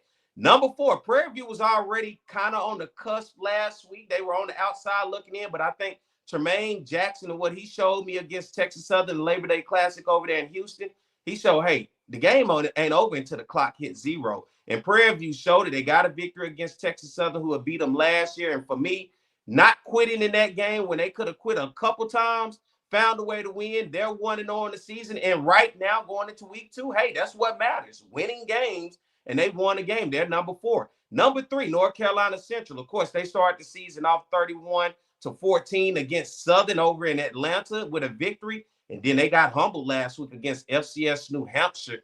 Was not a good showing for them, but I still think Trey Oliver has a team. They're 1-1 right now in the season. I think they'll bounce back, but it won't be this weekend. But I think down the line, they'll bounce back. So they're number 3 right now in my top 5. Number 2, Chennis Berry. Didn't see it happening, but he got it done against Wofford, 1-16-15. They're 1-0. This is still a team that played for a Black College National Championship last year, and I think he has his eyes set on playing for another one this year. And what a way to start the season, 1-0 against an FCS opponent in Wofford. They're number 2 on my list.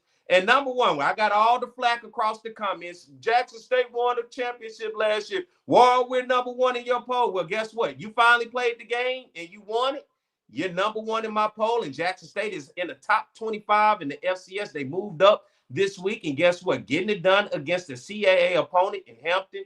28-14 was the final score. So I got to roll with Jackson State. They are the highest ranked HBCU in the latest top 25 FCS poll. Matter of fact, they're the only HBCU ranked in the top 25 poll. So Jackson State back at the top, defending Black College National Champion. So Howard, number 5, Prairie View, number 4, North Carolina Central, number 3, South Carolina State, number 2, and Jackson State, number 1, going into week 2 for me. And guess what, people? It's going to change. Don't get your panties in the wire right now. There's plenty of football to go. Things are going to change. Who you see today, you may not see next week. So just hold your horses. It always works itself out. All righty. As always, my top 5 looks a little bit different, you know. Just a tad. Right now, for me, I got to go with Prairie View A&M at number 5. Great win over a rival, 1-0 in conference. I should have put that 1 on the other side, but, you know, to each his own. Love what they did. I love what I saw from them. I think, again, I don't think they're a special team. I just think that they're a good team, a good unit. Not anything outrageously special, but just a good unit. Alabama State, listen, no matter what you want to say about it, the showing they showed at UAB, you have to give them respect for what it is, of just what you saw, how they came about doing it, and who they did it to, regardless of G5, they suck or not, whatever. That is what it is. It to each his own. Now, getting into this top 3, right? This is where I beg to differ at. And NCCU didn't like the showing. I thought they were going to win that game. I got to go back and watch that game just so I can kind of get a measure of how bad it looked. But overall, you know, still one of the top best teams. good, solid team. They just got to come to play more frequently. Now, JSU and South Carolina State. This is the tough thing about it. When I watched the Jackson State game, and I did not watch South Carolina State, but if I'm going off of just pure domination, you got to go with the South Carolina State game because of the yards they were put up. They didn't have the success that you want to see with scoring, but they had a lot of things clicking in that game. Watching the Jackson State game, that first half was rough. And I think Hampton gave them a lot of their points in the first half. And I think with the muff punt and all that, Jackson State has always been a second half team, even from last year. And it kind of spilled into this year as well, that, in the second half, they got it together and they pulled it out, especially in the fourth quarter. I just didn't like how it looked. I really didn't like how it looked. I'm not saying South Carolina State was either better. I'm not. Like, I know it's oranges. Let's say apples to oranges, but I just like more of the domination of the game for South Carolina State, and they were giving the game away. Jackson State, I felt like Jackson State was giving the game. If you know what I'm saying, like South Carolina State was the better team, and they were giving the game away. I felt like Hampton didn't capitalize on the opportunities that they had and let Jackson State back in the game. And then once Jackson State got in the game, they was like, "Oh, we good now." And then they kind of pulled away at the end. So that's the only. And when I mean this is like when I say it's like thin line, razor thin. 1 and 2 is really razor thin, but I just didn't like Jackson State's performance in the first half. It just really bothered me because I'm like, they didn't seem like a very championship-ish team. You saw it in the fourth quarter, but you didn't see it through the first 3 quarters. So that's my only little pushback. So again, 1 and 2 can be vice versa, however you see fit. But if I ever have a doubt, I'm gonna try to put them at 2. And listen, Alabama State was right there on the cusp. Of course, everybody know they were my number 4 team last week. It did not go unnoticed what happened at UAB last week. I want people to know that it did not go unnoticed. If they can get this victory in against Southern, hey, I'm just saying, I want people to know for Perry White, it did not go unnoticed. I noticed Alabama State. That was, to me, the best showing of the weekend for me. It did not go unnoticed. But Scotty, I gotta ask you when it comes to for people out there, because I want to see how they grade, because everybody got their opinion, right? How do we grade these teams? Because these first 3-4 weeks are going to be tough because it's going to be some L's, but it's going to be teams still moving around in these polls. And, we always catch flack the first week, the first month of the season, because it's like, well, this team did this, well, this team did that. But it's like there's L's, there's wins. These matchups is crazy with these non-conference teams starting off the season to try to also put out a top 5 poll. I wanted to put Alabama A&M number 5. I'm so serious. It was really close to putting Alabama A&M number 5 because I think they're showing against Arkansas. And I know you watched the game. No, I didn't. Those are the Arkansas games you don't watch, Oh my God. I wanted to put A&M at number 5 because that the first quarter to about right before halftime, I've never seen them play so well. I've never seen A&M play so well. Defense was flying around. Offense looked good. Running back looked good. The D-line looked good. They looked like a very competitive team. And then again, they just lean on you, Arkansas being bigger, faster, better, whatever. And it just comes out in the wash. But that first half, I don't think A&M could have asked to play a better game. And I'll say this. It didn't seem like they were overmatched. Like I didn't feel like watching that game. I never felt like A&M was going to get hurt because it didn't feel like at any point like it was just like, oh my God, this is just getting ugly. It was just like their O-line is just blocking you very well. Like that's really what it came down to. Like, hey, you just can't get off blocks. Like it's just, hey, yeah, that's some big white boys. Right? And I would say even looking at Alabama State. Even in a loss, it looked like they was the best black college football team in the country. Yeah. Even in a loss, because it's like But the defense, man, I mean, you couldn't stop a nosebleed. Like if they would have got like 3 stops, I would have put them at like at least number 3. But let's just say who could have stopped number 4 for UAB in black college football? You know what the Powell State people gonna say. We could have. Well, we're gonna see when they stop Southern Miss this Thank week. you. And when they don't stop Southern Miss, you know what they're gonna say, P? Give me the excuses, P. Just guess what the excuse is gonna be. It was on the road. That's one. They cheated us. Oh yeah, home cooking. That's for them officials. Goddamn them Sunbelt officials, boy. We can't do nothing with them. What else would it be? They're a way better team than UAB. I mean, we played a way better team than you. And I'm like, listen, man. They got what coming from last year, considering Southern Miss didn't even win a game last year, did they? I don't think they did. They fired their coach and brought in the coach from Marshall. Yeah. And I think UAB was on the verge. So, they ain't SWAC. Yeah. I forgot about that one. Oh, yeah. That's the number 1. Wait till the SWAC. That's the number 1. It ain't SWAC. That wasn't a SWAC game. It ain't a SWAC game. Yeah. It is not a SWAC How could game. I forget that one? Come on, man. Classic, right? All right, last one. Game of the week. Don't even get no dramatic music because it's whatever. You already know it got to come. Southern Alabama State. What you got on it, P? What you got on it, man? What you got on it? Hold on before you go. Let me open these call lines up. Call lines are open 518-263-8124, 518-263-8124. All right. You are the only participant in the conference. And going back to that game, I did watch some of that Southern Miss versus Mississippi State game. It was a good game. It was. The first half was really good. It really was. But to come to this one, man, listen. It is a non-conference game. I want to make sure I put that out there. It ain't SWAC. It's SWAC-ish, but it ain't a SWAC conference game. So I want to make sure people out there understand. The Valley game didn't count as a SWAC game for Southern and Bama State. This is a payback because these two teams played it in non-conference when Dooley's first year.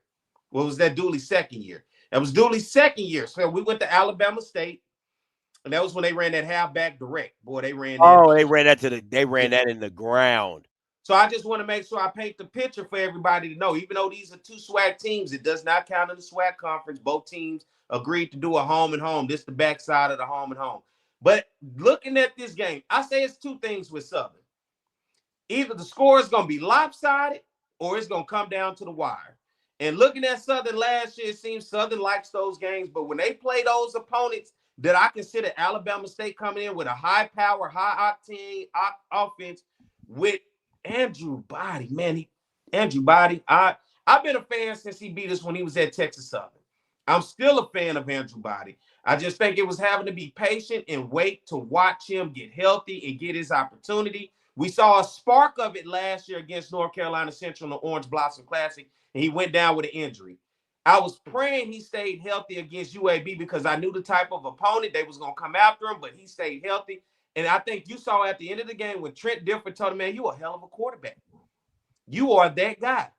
And now you coming against a defense that is not UAB. It ain't FBS. It's SWAC. And for me, I continue to say it over and over and over. Southern is SWAC good. That's what Southern is. And in this game, I like Southern at home, but I'm gonna give the nod to Alabama State. And I know that's gonna be crazy for a lot of y'all out there because you ain't never heard me say that before, right? Why are you giving me that look? I'm giving the nod to Alabama State. Me personally, Southern is a run-first heavy team. We lost Jalen Woods, the quarterback, the pocket passer. Now we got Cameron McCoy, who's the dual threat. He likes the deep ball, but Cameron likes to get it done with his leg. He wasn't too bad, actually, at Valley. But I just think overall in this game, if Southern finds themselves down in this ball game, I think it's going to put them behind the 8 ball. And if they have to abandon the run game and then have to go straight to the passing game, because Bama State showed me against UAB, they can score almost at will. The receivers are good. Houseclaw at the running back position is good. Then you factor in Andrew Body with his legs and his arm. This is the guy when you said Jacoby Morgan cannot take over a game. Andrew Body can single-handedly take over a game. And if the ball is in his hand and they asking him, hey, it's on you, it's all in his face. It's in his eyes. It's in his focus. It's in his athleticism. He can take over a game. And I think at the end of the day, he's going to want to show everybody what he can do playing against a SWAC opponent. So I think this is going to be a good one, considering the two teams. This is a possibility of a team that can win the East. This is Southern, who people picked to win the West in preseason. But I'm going to go with Eddie Robb with a healthy Andrew Body in this one. Now, if Andrew goes down in this one, I don't know, but I'm not speaking that into existence. I'm just saying, but with a healthy Andrew Body, I was thoroughly impressed last week. I'm still not impressed with Southern, but I think Southern just finds a way to keep games close. But once again, it's either close or they get blown out. So I'm going Alabama State, Scotty, in this one.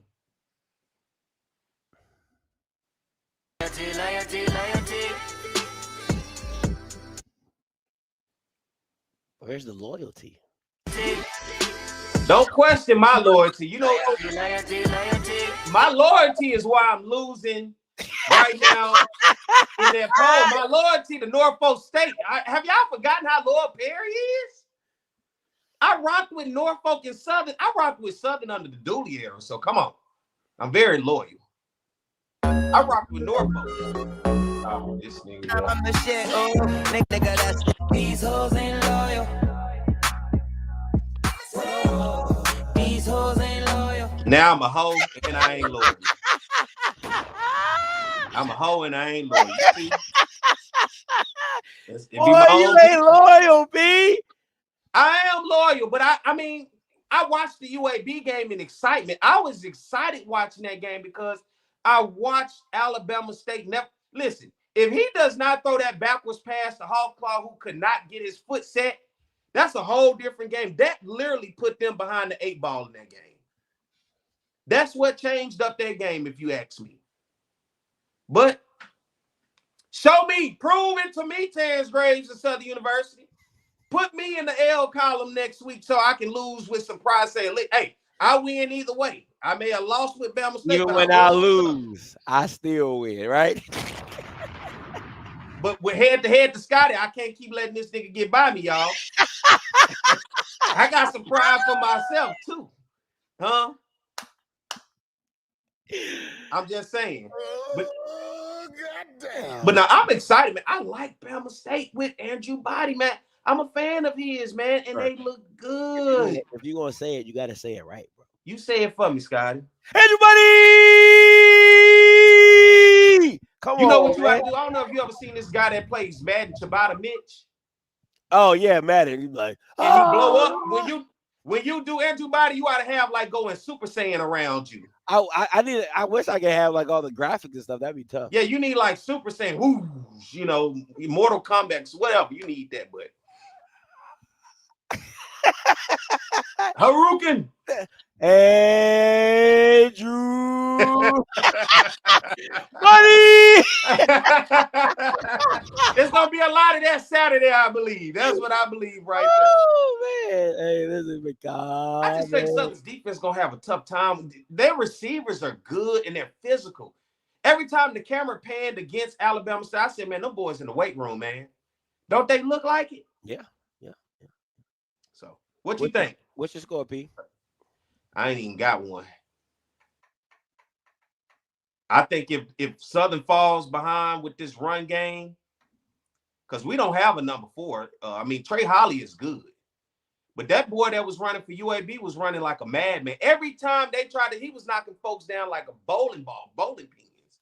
We don't have that type of explosive, just knockdown runner. If I was to say, and I hate to say, I think Bama State by 2 touchdowns or more.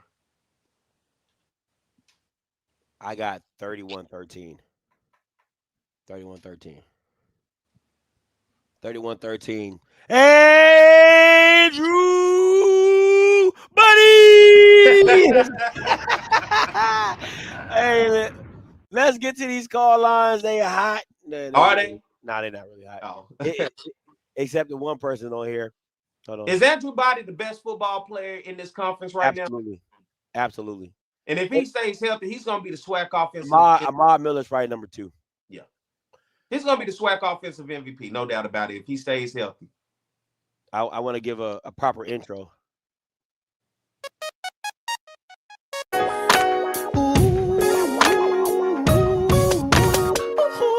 He's mine, Roy. Go, Roy. Let me introduce you to this girl. Roy, she's mine. This girl, yeah. Man, she's so mine, straight up, dog. She's standing about 5'4", Coca-Cola red bone. She drive a What's up, Roy? F you, Perry. Ain't winning nothing. Ain't gonna win nothing. Gonna get smacked by Alabama State this weekend. Hey. Whatever you are. Oh, man. What happened, Roy? What happened, baby? Y'all was so close. And the way y'all went out, that's a tough way to go out. A blocked field goal? That's tough. Well, okay. Hey, listen. We deserve that, tell you the truth. I'm just messing around. Perry, man, you my man, even though y'all ain't won shit. You still my man. Hey, listen, we gave them that game. If you look at the stats, man, we ran everything.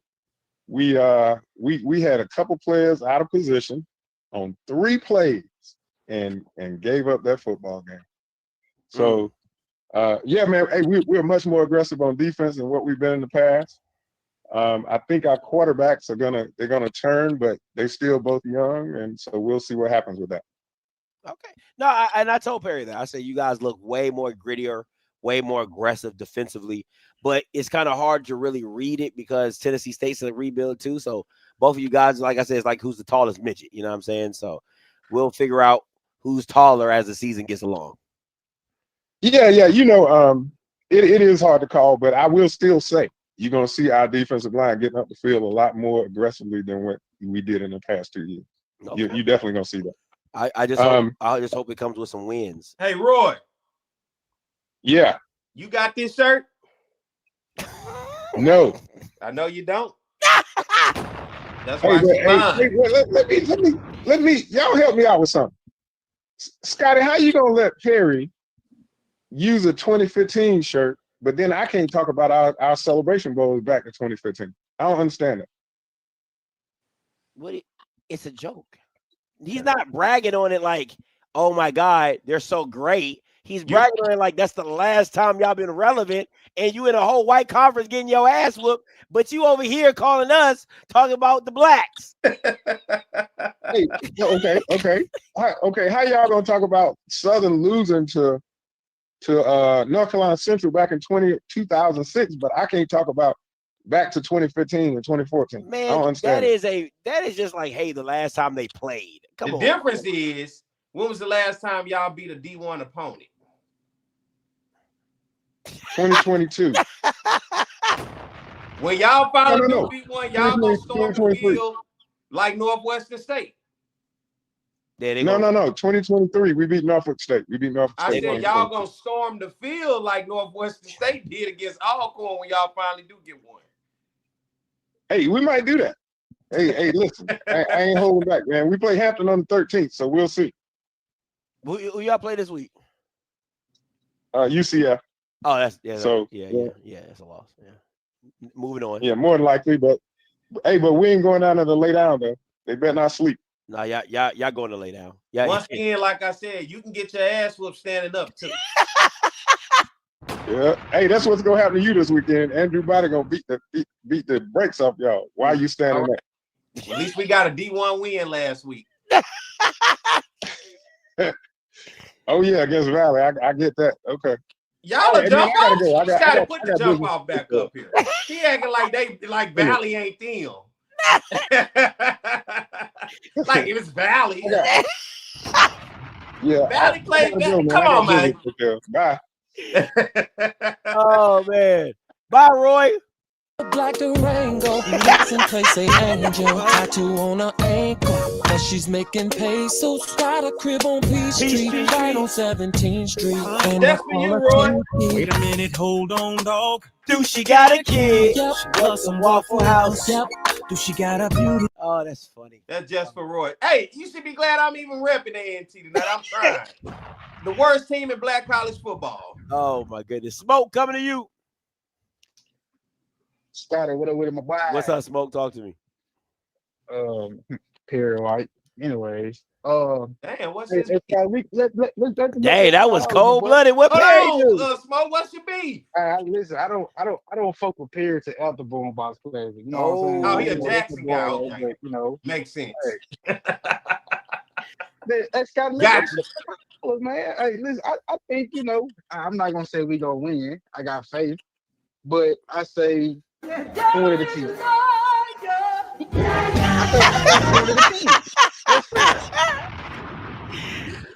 Oh man.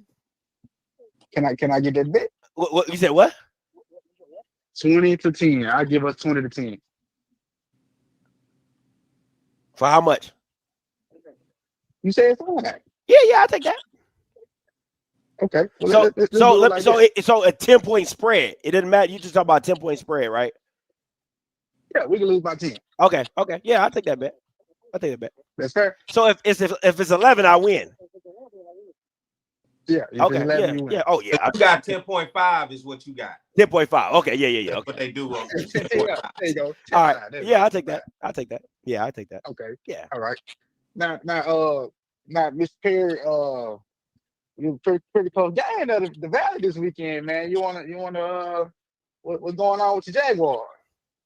I done been there and did that already. Where you been at tonight? I've been watching, man. You know what I'm saying? But let me ask you an honest question though. The Jalen Woods kid, was that the starting quarterback? It was supposed to be. Yeah, he started that game actually, but he took that hit and it was no joke. Did y'all see that hit?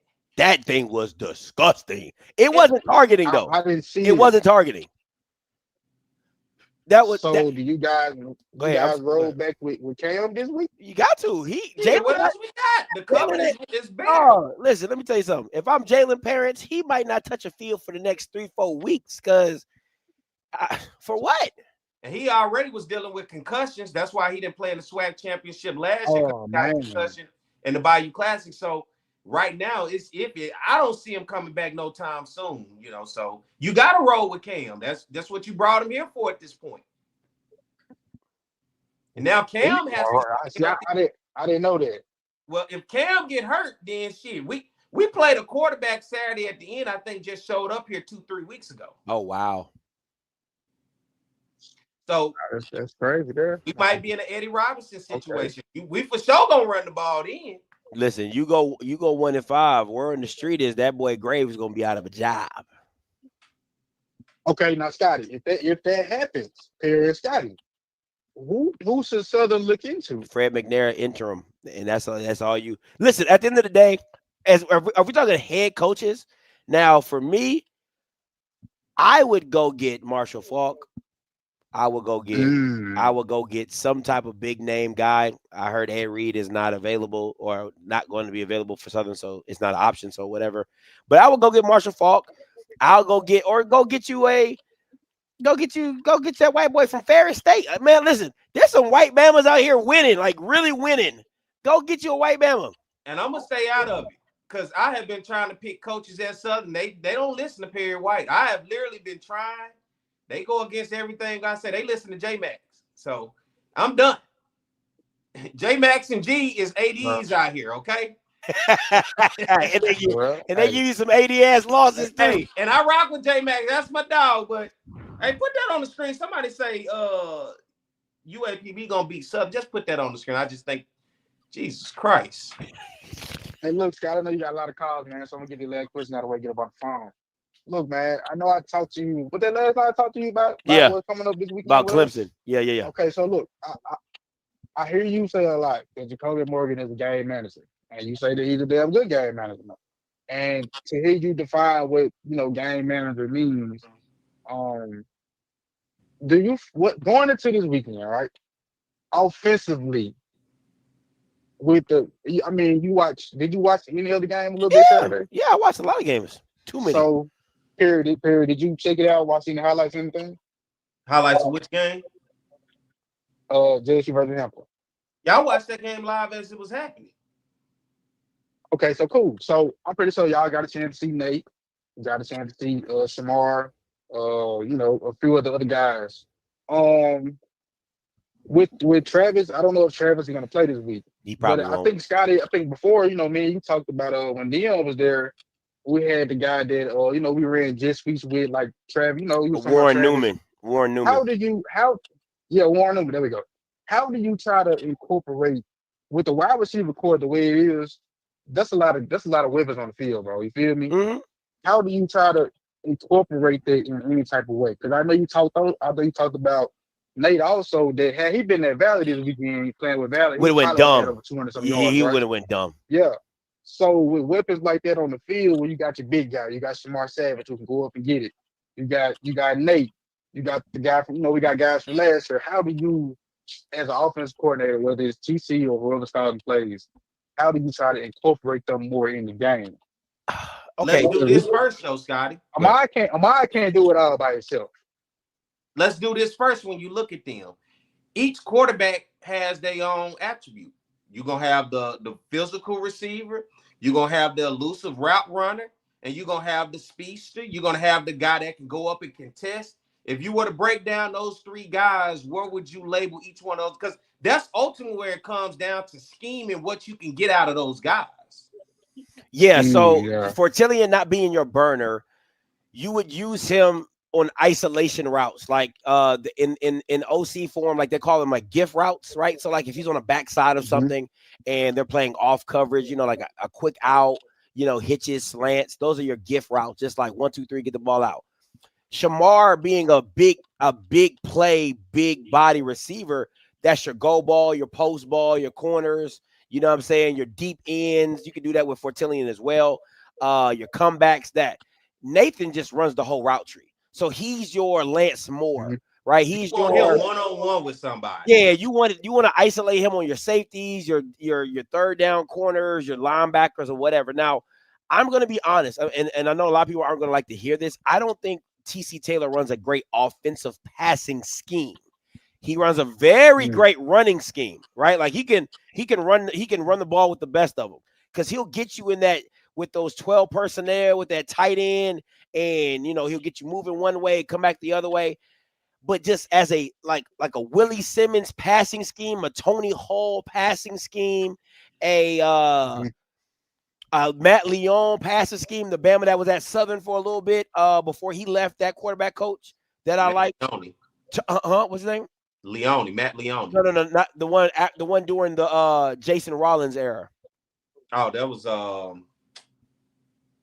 I'll yell it out in a minute. Him, right? So I don't think TC Taylor runs a great passing scheme. I really do not believe. Like, it's very rudimentary. It's very like, because again, he doesn't have to, because if you're so, again, football is it's a complex game, but it's very simple. If you have to put 7 and 8 in the box, you only got 3 other guys to cover. So everybody's man to man. So I just need guys that can beat their man. Like, I ain't got to worry about throwing in the drop coverage and zones and robbers and opening up, you know, plays and all. I ain't got to do all that, because just beat your man. Zach Grossi. Thanks, Roger. Zach Grossi. So, you know, a lot of it, he doesn't have to do it, because his running game is so good that people just focus on stacking the box, and they got to. Tight end should be his best friend. You get what I'm saying? And that's all SWAC first team tight end. You know what I'm saying? So for me,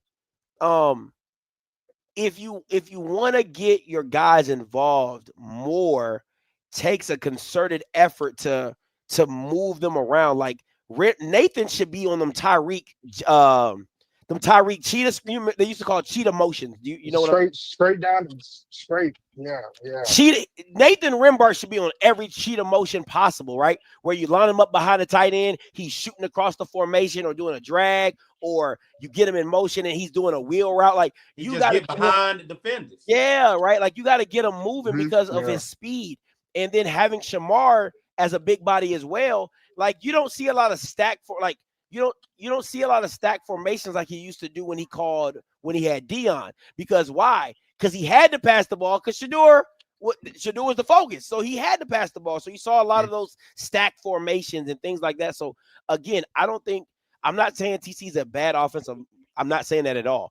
I just think his strength is running His strength is not a passing attack. Like how Willie can dial it up and manipulate defenses based off the formation and how he runs his routes. I'm not saying TC cannot do that. I just don't think he's very good at it. And I don't think he has the quarterback to trust to really just say, hey, we're going to be a drop back pass team and throw the ball around the yard. Because remember, it's twofold.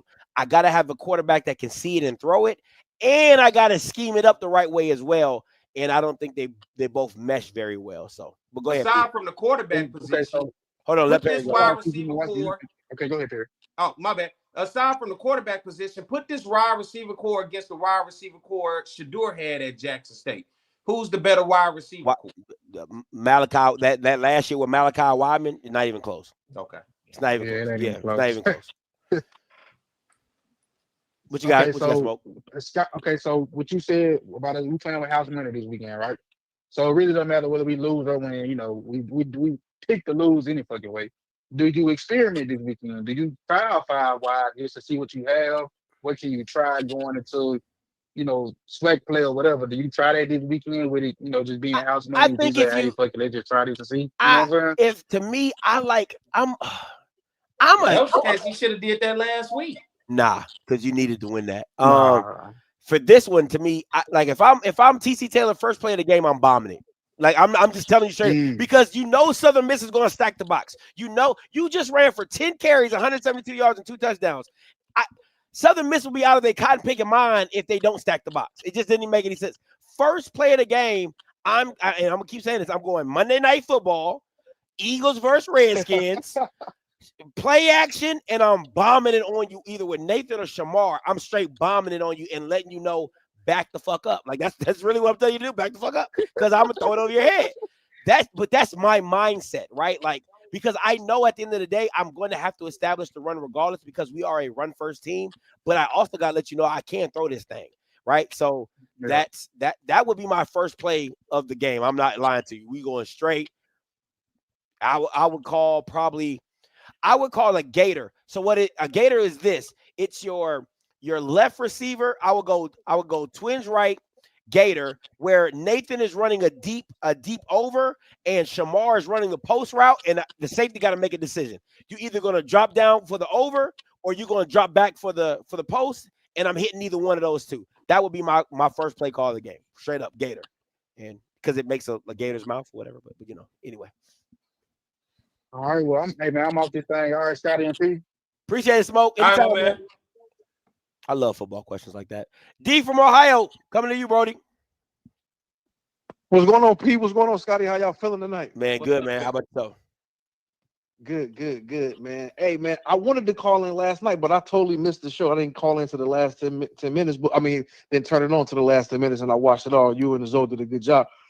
P, I'm happy your boys got off the schneid. Y'all got a win. It was ugly, but hey, a win is a win at this point. You know what I'm saying? Thank you. I want to continue the conversation that Smoke was having, and you guys were talking about this earlier.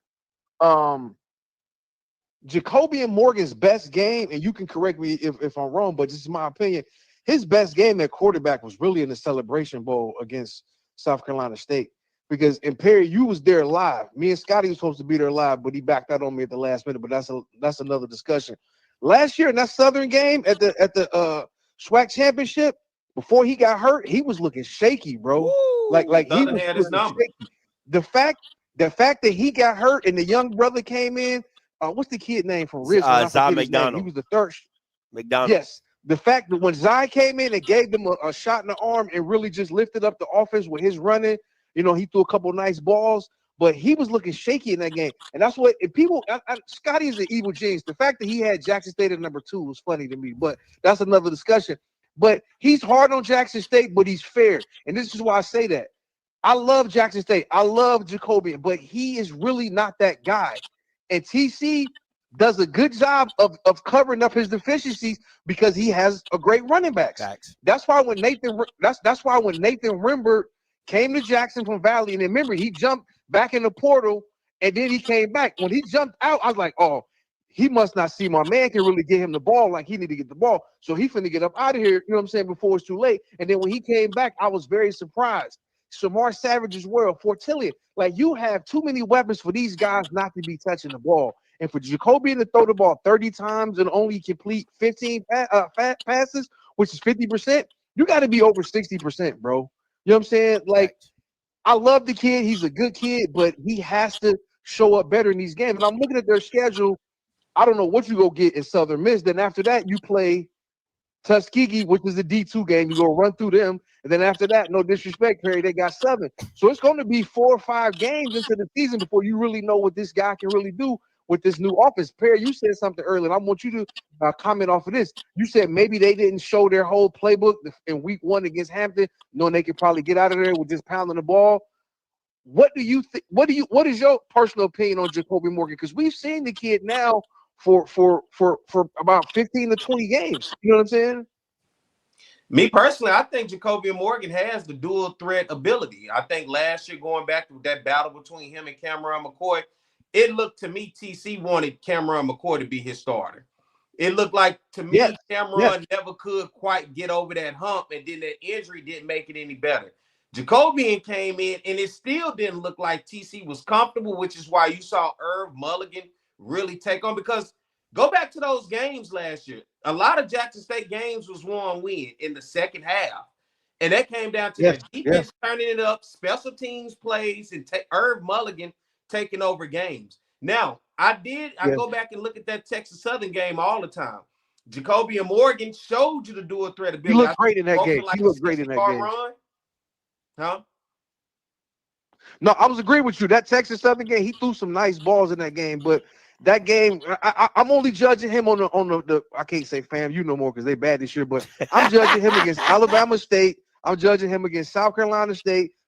I'm judging him in these big games. You know what I'm saying? To do good against Texas Southern, that's one thing. But in these big money games, those are the type of games I need to see you perform well. You know, you have a CAA opponent in Hampton that just left out of there. I expected you to play a lot better than that, bro. This is your last hoorah. You know what I'm saying? Yeah. And I think that's why I said, when we said buy, sell, hold, I said hold, because I don't think we watched it open up yet. There's a reason they went and got these receivers, and you got an all SWAC tight end along with a running back game. Exactly. I think at some point you'll see TC dial it up for it to open up, but we didn't see it last week. They finessed Hampton and got out of there. I don't know what to see against Southern Miss, but I think as the season go on, I think you will see if TC gets comfortable with Morgan being able to drop back and use his toys. He has the weapons.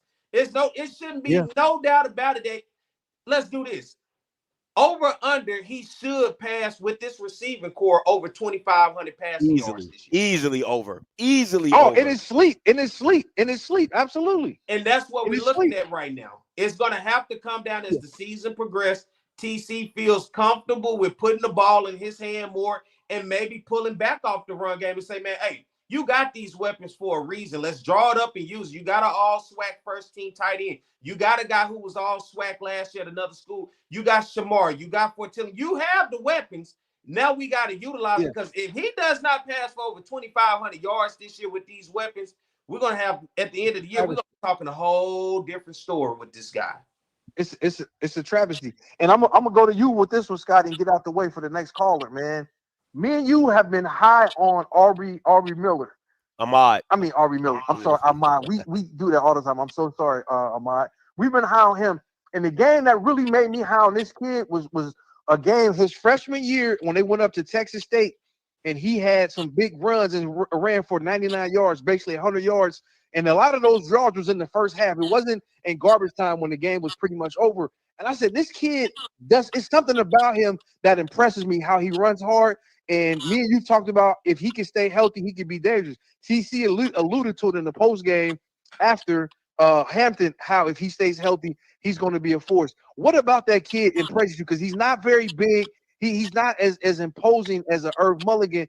And he showed me some speed. I didn't think he had that type of speed on that long run. Both of those long runs, one in the half and one that closed out the game. What do you like about Ahmad and what he brings to that running game? I think he's your guy.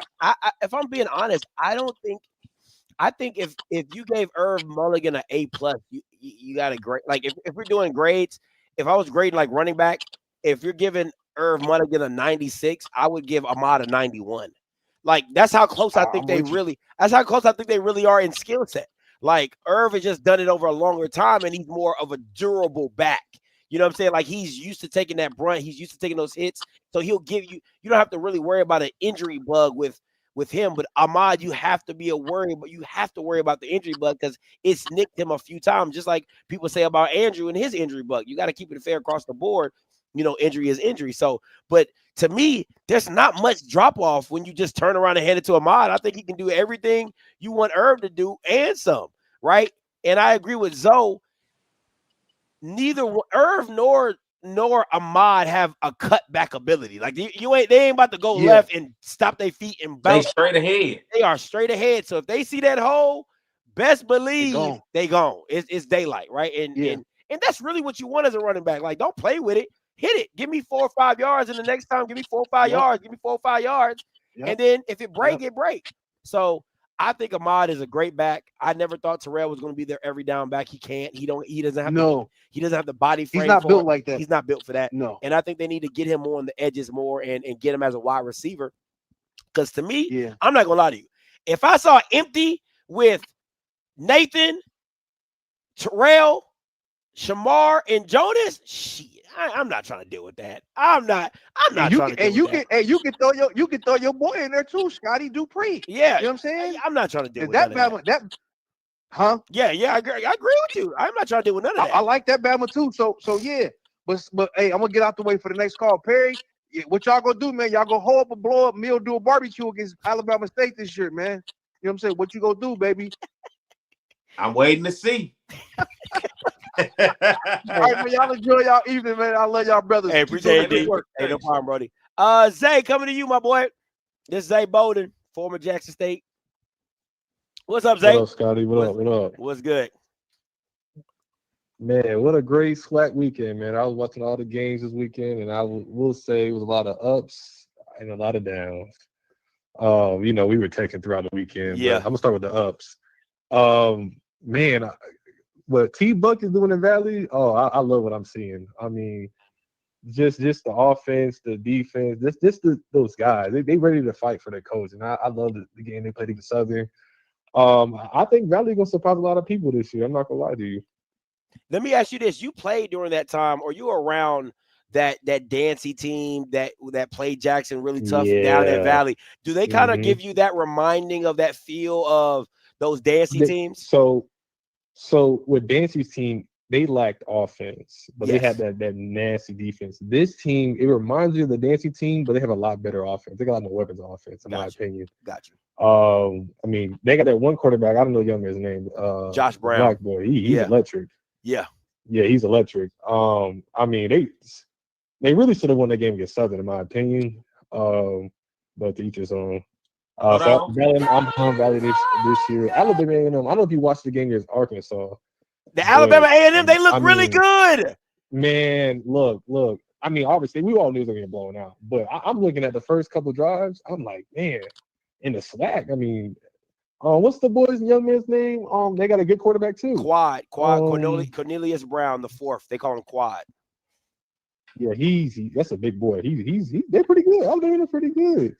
Next on my list I had was obviously Andrew Body. I mean, played against him. Sir, what he did. Sir. You gotta say it right. Come on, man. Stop playing me, Zay. You gotta say hold it. on. Oh, I got you. 1, 2, 3. Andrew Body! Hey, been a fan of his always, but just I mean, does he have any eligibility after this year? Yes. And he has a grad year. If he has a grad year as well. Bama State better come out that pocket. You know what I'm talking about. Trent Dilfer look like he want him, don't he? Definitely. You said what? He said Trent Dilfer look like he want him, don't he? Yeah, man, I seen that. You seen the same video I seen? I said, "Yep, you better pay that check to Andrew Body, boy, because that was a great performance." I'm actually as a Jackson State fan. I'm actually kind of worried against Alabama State. They're looking real good because usually Alabama State don't have an offense. And I mean, putting up that many points against UAB, that's kind of oof. Now, Zay, again, kind of raise your antenna a little bit. You were around when Andrew played Jackson, and what he was young, but what did you see from him during those times when you guys played? Oh, he was fearless. You know, we played him twice. Yeah. He was fearless, bro. I mean, he could throw the ball too. I mean, he could throw and use his legs. I feel like last year Alabama State did not use him well when he got hurt against that against who they played in the game. I don't know who they played. NCCU.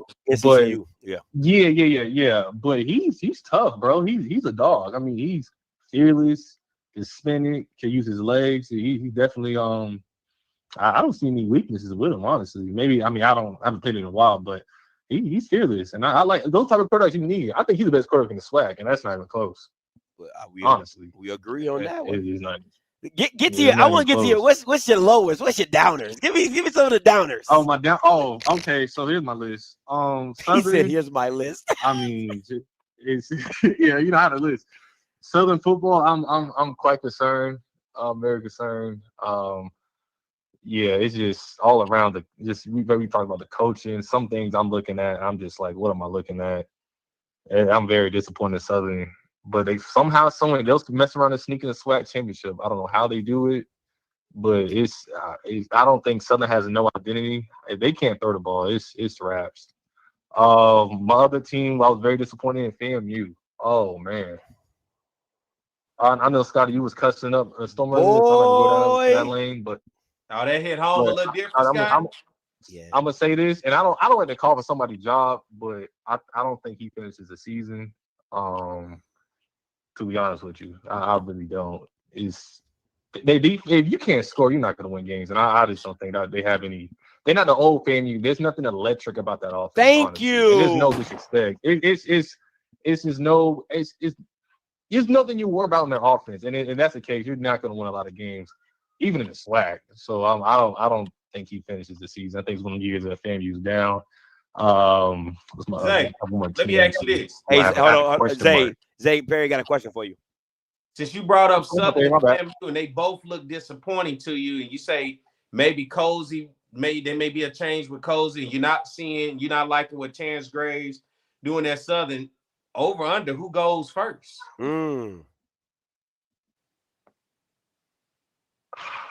I say FAMU, man. They don't play. they don't play. Especially they lost. Fans are still probably upset about the Valley loss last year in Bragg. I mean, when I was at Florida State, we used to love going to Bragg, and they don't lose in Bragg. It's a different vibe. It's different in Bragg, but I don't think he finishes the season. I really don't. Not at all. Southern, Southern always gonna find a way to be in the mix, especially now the SWAC West. That's why I feel like he'll stay a little bit longer because he'll be in the mix in the SWAC West. But in the East, I think this is the best the East been in years, honestly. With A&M, State, obviously Jackson, the chance maybe we hear is. I think the East is tough this year. So he can mess around and lose like A&M and State. And Jackson State too. I mean, those 3 losses. And they all at home. In the East. Nah, it's in the West. Southern in the East. Nah, Southern's in the West. That's how they keep going to the championship because they're in the West. It's I just don't see it, man. Right now, I don't see it because that offense is the defense is legit. They got a good defense, but I just that offense, man, is very concerning. And then I had one more thing to talk about. I want to ask you a question. Oh, they had a statement. Does people remind you like a MEAC team? Who? When I was watching them, Prairie View, they gave me like a MEAC type of vibe. Like, you know what? I can see that. The only reason I will agree with you because I don't see any stars, right? Like I just see like a team. Right, exactly. It's a solid team, a great foundation. Yeah. The coach. I don't know I'm sorry his name. He's a good coach. I think he won in the D2 level, correct? Yes, he did. Yeah, it's just he's building a nice program over at PV, and I feel like it's giving like a MEAC vibe, like kind of like an NCCU vibe. I forgot his name too, but I don't know. PV is one of the team, and it's a team I would want to see because they just a good. It's just a good. I don't know. I'm just looking for. I guess a good team identity. They have a good identity right now with the coach. I like the head coach, and I love and Scott. I ain't gonna lie though. I've been big on Texas Southern, but boy, them boys are different. I love watching them play. I was, when I first watched the first quarter, I was like, oh, this is about to be a blowout. Because they just so big and fast. Like, They're really, Yeah. really fast on the field. And I think the only thing that saved them, and I said it with Zoe, was the field was wet. Like I really think that's the only thing that saved Prairie View into a certain extent is that the field was wet and they really couldn't get freaky like they wanted to. But that Texas Southern is That a was a scary good one. team. That's a scary team to play. I'm gonna be honest with you. Like I ain't heard Yeah. Grambling name all night. it's nothing to talk about right now. I Yeah. mean, they didn't really. I mean, they played I ain't Langston. heard Grambling They all played night. Langston. They They ain't played played Langston. nobody. Come I on, gotta man. see them. I really do. We'll see what they look like against Ohio State. We'll come back next week and talk about that game. How about that? We'll see how They play they- Ohio State. yeah, they play Ohio State this week. Oh my goodness gracious, man! It's nothing to see here. Up after that one, boy. Man, Oh man. Jesus Christ, Ohio State. Yeah, Jesus. that's the definition of a money game right there. But Zay, last point before we let you go, my boy. Man, I'm excited for the SWAC this year. My Jackson State, we like us running the game. My sleeper team is Texas Southern and Alabama A&M. I like it. And I'm out of here. I appreciate the call, Zay, as always, man. Hold on, Scotty. I finally see somebody repping UAPB. I see it. I just CB. Who is CB? He said UAPB got a tough schedule. We'll be good. Put that on the screen. Who is that? Tell him to call in. Yeah, he got a tiger and everything for his icon. Line. CB, give him the number. What's the number, Scotty? 518-263-8124, 518-263-81. CB, call in. I rarely see UAPB people, and I bring up UAPB, so I get excited sometimes when I see Pine Bluff and they talking that talk. Hey, Tell me please. on Alonzo Hampton, please. Somebody hook me up. Call in, CB. But it has to be in real time. I know. Man, come on. You can't ask for everything. You know. Okay, this is a start. Yeah, this is where it's like. I love it. Shout out to you, Mike. And you need his name instead of Oscar. You got to be Andrew Body across your chest. just body with all the Y's. Oh man, we giving Andrew Body some merch ideas. You know what I'm saying? Body with all the Y's and gold and black. Shout out. Hey, CB, whoever CB is repping the Golden Lions, I'm asking you to call in. The number at the bottom of the screen. I love it. We rarely get a chance to. I'm always typically the UAPB guy, but I want to hear about UAPB from you because you got UCA this week. Barely. Mr. Sargent, coming to you. Scotty, what's up, sir? What's up? First of all, I want to just say thank you because every sentiment that you have expressed over the last couple of days about Florida A&M, I'm right there with you. But what I want to say today is I actually want to give you some information that I know you already have, but I just want to share this with you because I found this.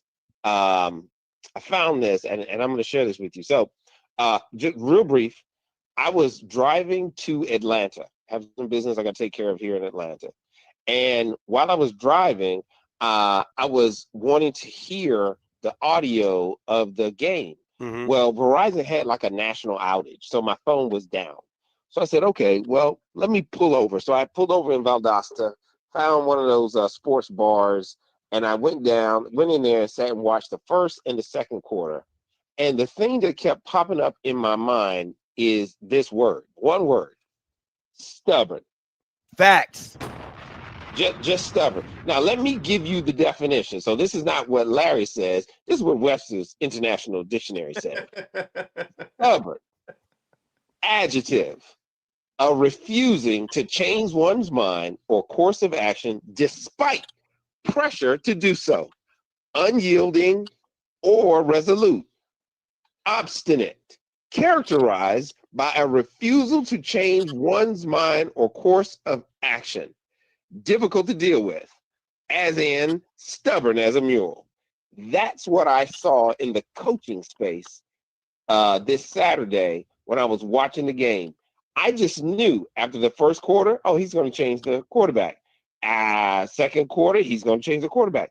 And he did not. And then it made me, when I heard your comments about ego, I then had to ask this question. And Perry, I want you to chime in here. Does he want to be right or does he want to win? Come on now. Pride is a motherfucker. And we saw this with the Southern coach who just insisted that there were 8 men in the box. You remember who was the Southern coach? Eric Dooley. Dooley. Eric Dooley. Yeah. And we watched the video. It wasn't there. No, we did one better. Willie Simmons passed on the question. There you go. What do you do with a coach like this? Fire him. Like we did. Fire Yeah. Yeah. Gotta go. Yeah. I mean, he's leaving us no other choice. And he didn't even really kind of apologize. You know, he blew it off. Does he not know? So turn around and look at Kofi. Howard is not a football school. Kofi said, now we got to listen for the next 6 years that they beat us this one time. Facts. Right? Facts. Kofi said it. You can clip it. It's right there. I guess, Scotty, you said something a while ago because I asked you a question. You know, if you have a talented person versus a person who's experienced, would you go with the talented person? You didn't know this, but I was asking a question about R.J. Johnson III. But the problem was when he played in the game, we didn't see the talent. To me, I don't think he was the most talented. No, he wasn't. He wasn't. Just based off what I saw, I didn't see more. I thought when I watched the tape, and I talked to Mr. Campbell about it. When I watched the tape, I said, seems like he throws a pretty good deep ball. But again, it was all practice highlights. It was all everything I saw from Toledo was all practice highlights. So I'm like, yes, how good is that? Jet, all that was game highlights. I went and watched the whole game. I don't play around. When I go study somebody, I go watch the game. And yes, I said Jet's an upgrade of Musa. Like he really is. And anything between the hashes, he's not missing it. He's really, really accurate and really, really good at what he does. And to me, let him go out there and show you if he's good or not. But RJ was showing you what it was, and the mere fact that he was willing to keep riding that horse, I feel like, you know what I feel like, P? I feel like when you and Dooley had Bashawn McCray and just dying on that hill, and it's just like everybody's seeing that he's not the guy, and you want to die on that hill. That's the hill you want to die on? You want to put your career on that? Okay, go ahead and do that then. And that's where I feel like James Cody's at. If you want to put your career on RJ, put your career on it. That's fine because you gonna get fired if you don't succeed. You gonna get fired. Y'all don't see no upside to this kid. No, none. No, you can't play. Dog, you played Howard. You didn't play Jackson. If you'd have played Jackson, I'm like, oh yeah, that's tough. You know, first game, first start ever. That's tough. Howard. They did just play for a Black College National Championship, though. Bro, Howard, bro. Stop it, man. Stop Howard. We're not talking about NCCU, South Carolina State. We're talking about Howard. Go ahead. No, go ahead. Go ahead, Mr. Sergeant. I just said my little 2 cents. Well, the other thing is resume, right? It just comes down to resume, right? You have a guy, he's a champion at he's a prolific passer at the level that he was. I'm talking about Jet, with the JUCO. And then you have a guy who hasn't taken a snap for the past 2 years since he was in high school. He has no college resume. Like one of the things that Cozy said was last year he brought a lot of guys in who had the similar sizes, but they didn't necessarily have the resume or the experience on the FBS teams. Well, here we have a guy who is in the same situation, and Cozy's making the same mistake again. He has the measurables, and he talked about it, big quarterback, great arm, blah, blah, blah. But in the game, he did not perform because he doesn't have a resume to lean on. And I just knew we were going to fire up the Jet and win the game. And when Verizon turned the phones back on, and I looked on ESPN and I saw the score, I was like, how in the heck did we lose this game? I can't wait till the highlights are readily available by ESPNU or whenever they decide to make it look, because I want to see what happened in that second half.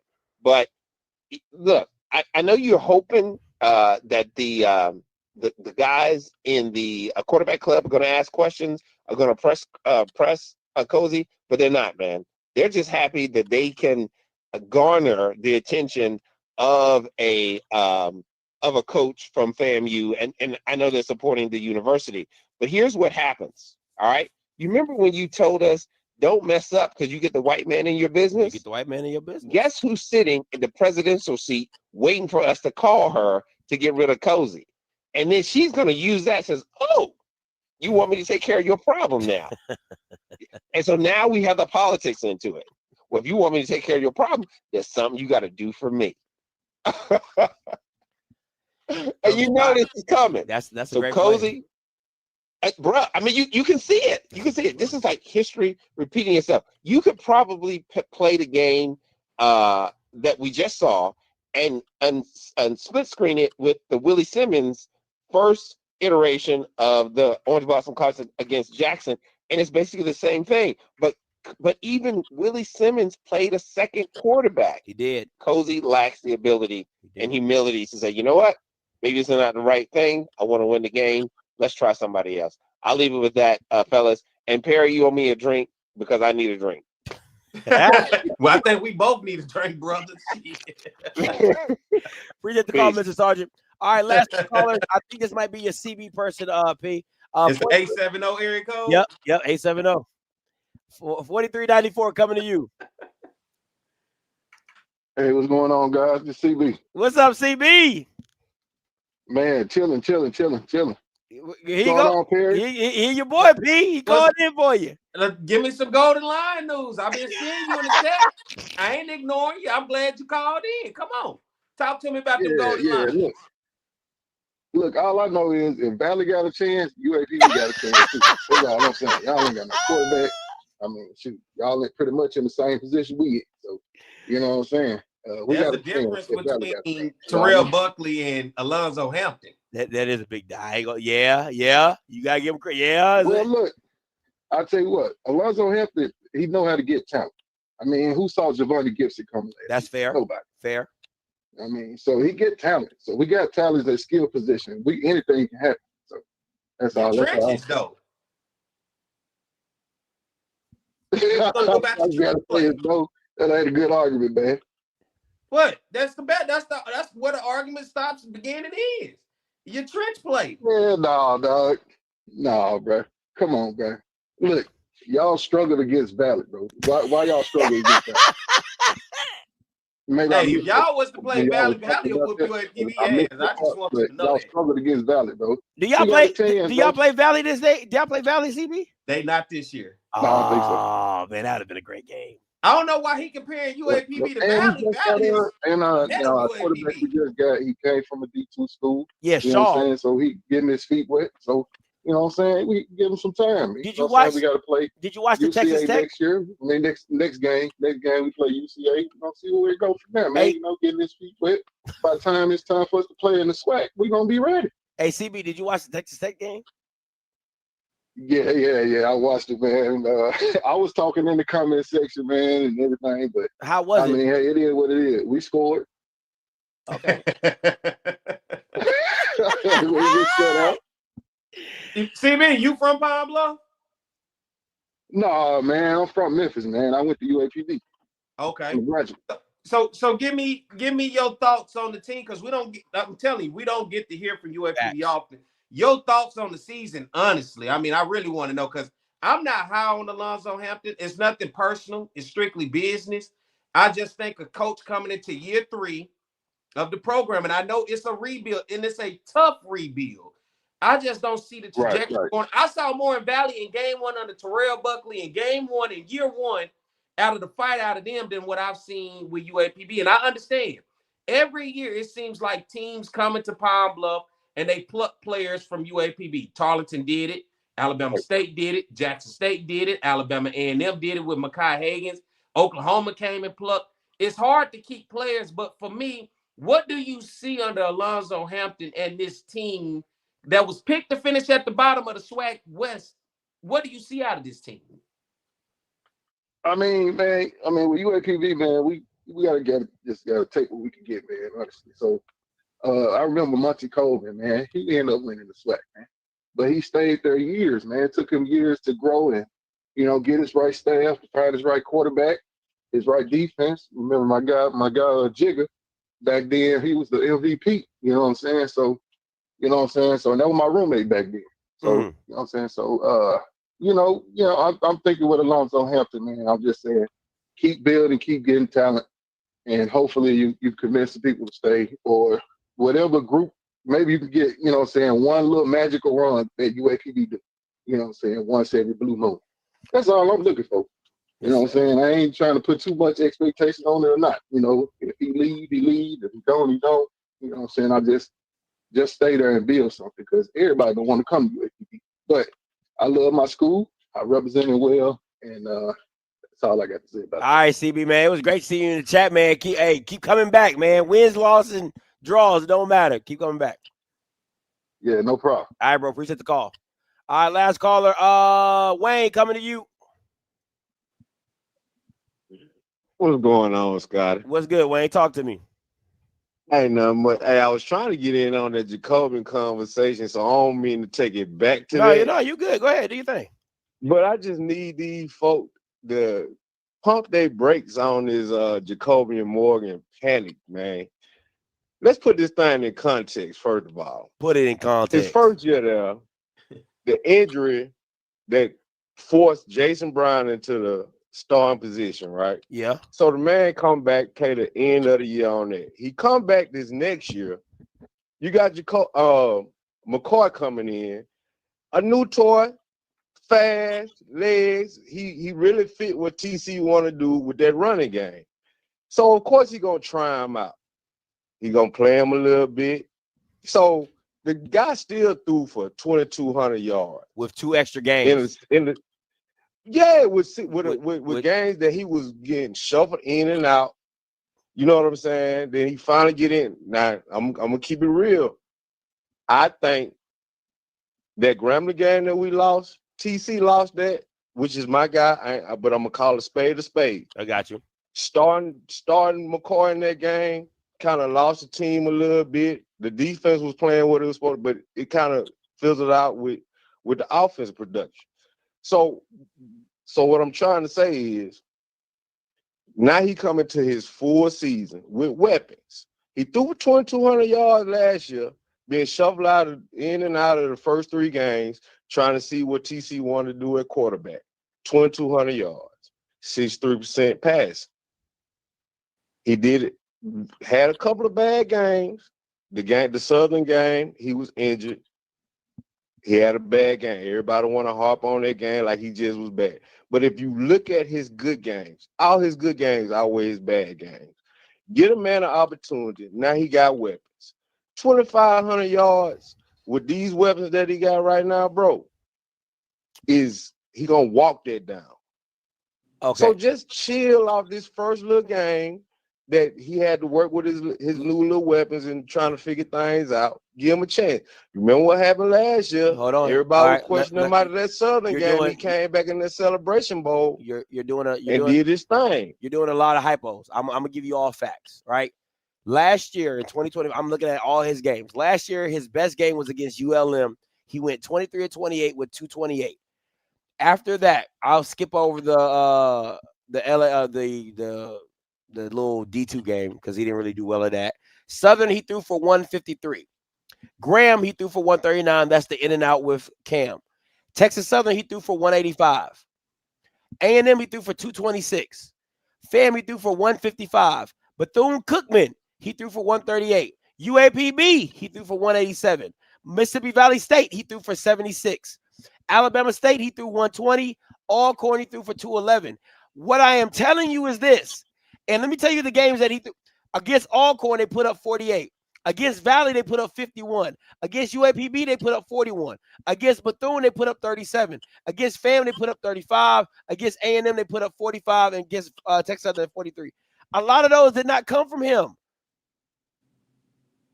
Right? Like UAPB, he threw 3 touchdowns. A&M, he threw 3 touchdowns. FAMU, he didn't throw no touchdowns. And they still dropped 35. What I'm saying to you is this. At the end of the day, I talked to an OC that used to be in the SWAC, and he told me this. He said, you judge a quarterback by two. He said his judgment of a quarterback is if the floor for a good quarterback is 200 yards per game. That's the floor, right? That gives you about 2,200 yards for the season or 2,000 for the season. That's the floor, and that's what he hit. For the floor for the season, he threw for 2,000 yards. If you take out the Celebration Bowl and just have the SWAC championship, he threw for 2,000 yards with 19 touchdowns and 7 INTs. That is average. There's no way around it. So what I'm saying, listen, I'm not saying that Jacoby Morgan is trash. That will never come out of my mouth because I liked him when he got there. I'm like, I gave him a B for a transfer grade. What I am saying is he's not elite, and it's okay. That's okay. Right. Exactly. And I'm not here to argue that he is elite. What I'm saying is he gets the job done. So what I'm saying is for the people to stop panicking about one game, like I understand when you watch Andrew Body put up the numbers he did, it's gonna make the panic go even higher. Because you see what a quarterback doing. Of course, Jacoby Morgan is who he is. He has gotten us to the promised land. What I'm saying is, all I'm saying is, for the people to not panic off of one game, let him get himself together with some weapons. Finally, a full season from the beginning. He's the guy. Get a man an opportunity first. That's all I'm saying is, stop with the panic. You didn't have no weapons last year. You didn't have no weapons last year. No, not the weapons that we have this year. Oh, you is crazy. What I'm saying. You're smacked. That's lies. Like hold on. You got a guy. We had a Nathan Rimber last year. No, you didn't. But you had an Isaiah Spencer. Okay, Isaiah Spencer. Since you want to talk, let's talk. He was the best receiver on the team. Listen, I'm not taking nothing away from Isaiah Spencer. But the majority of his yards came on that sluggo route. He ran that. That's where the majority of his yards came from. And I'm not diminishing what he does. Just listen to me, bro. I'm not diminishing that. But what I'm saying is, like you just said, you talked about when we had Malachi Wideman. You said it. This is the first time he has weapons like that, man. 3 receivers. He doesn't even have a Malachi White.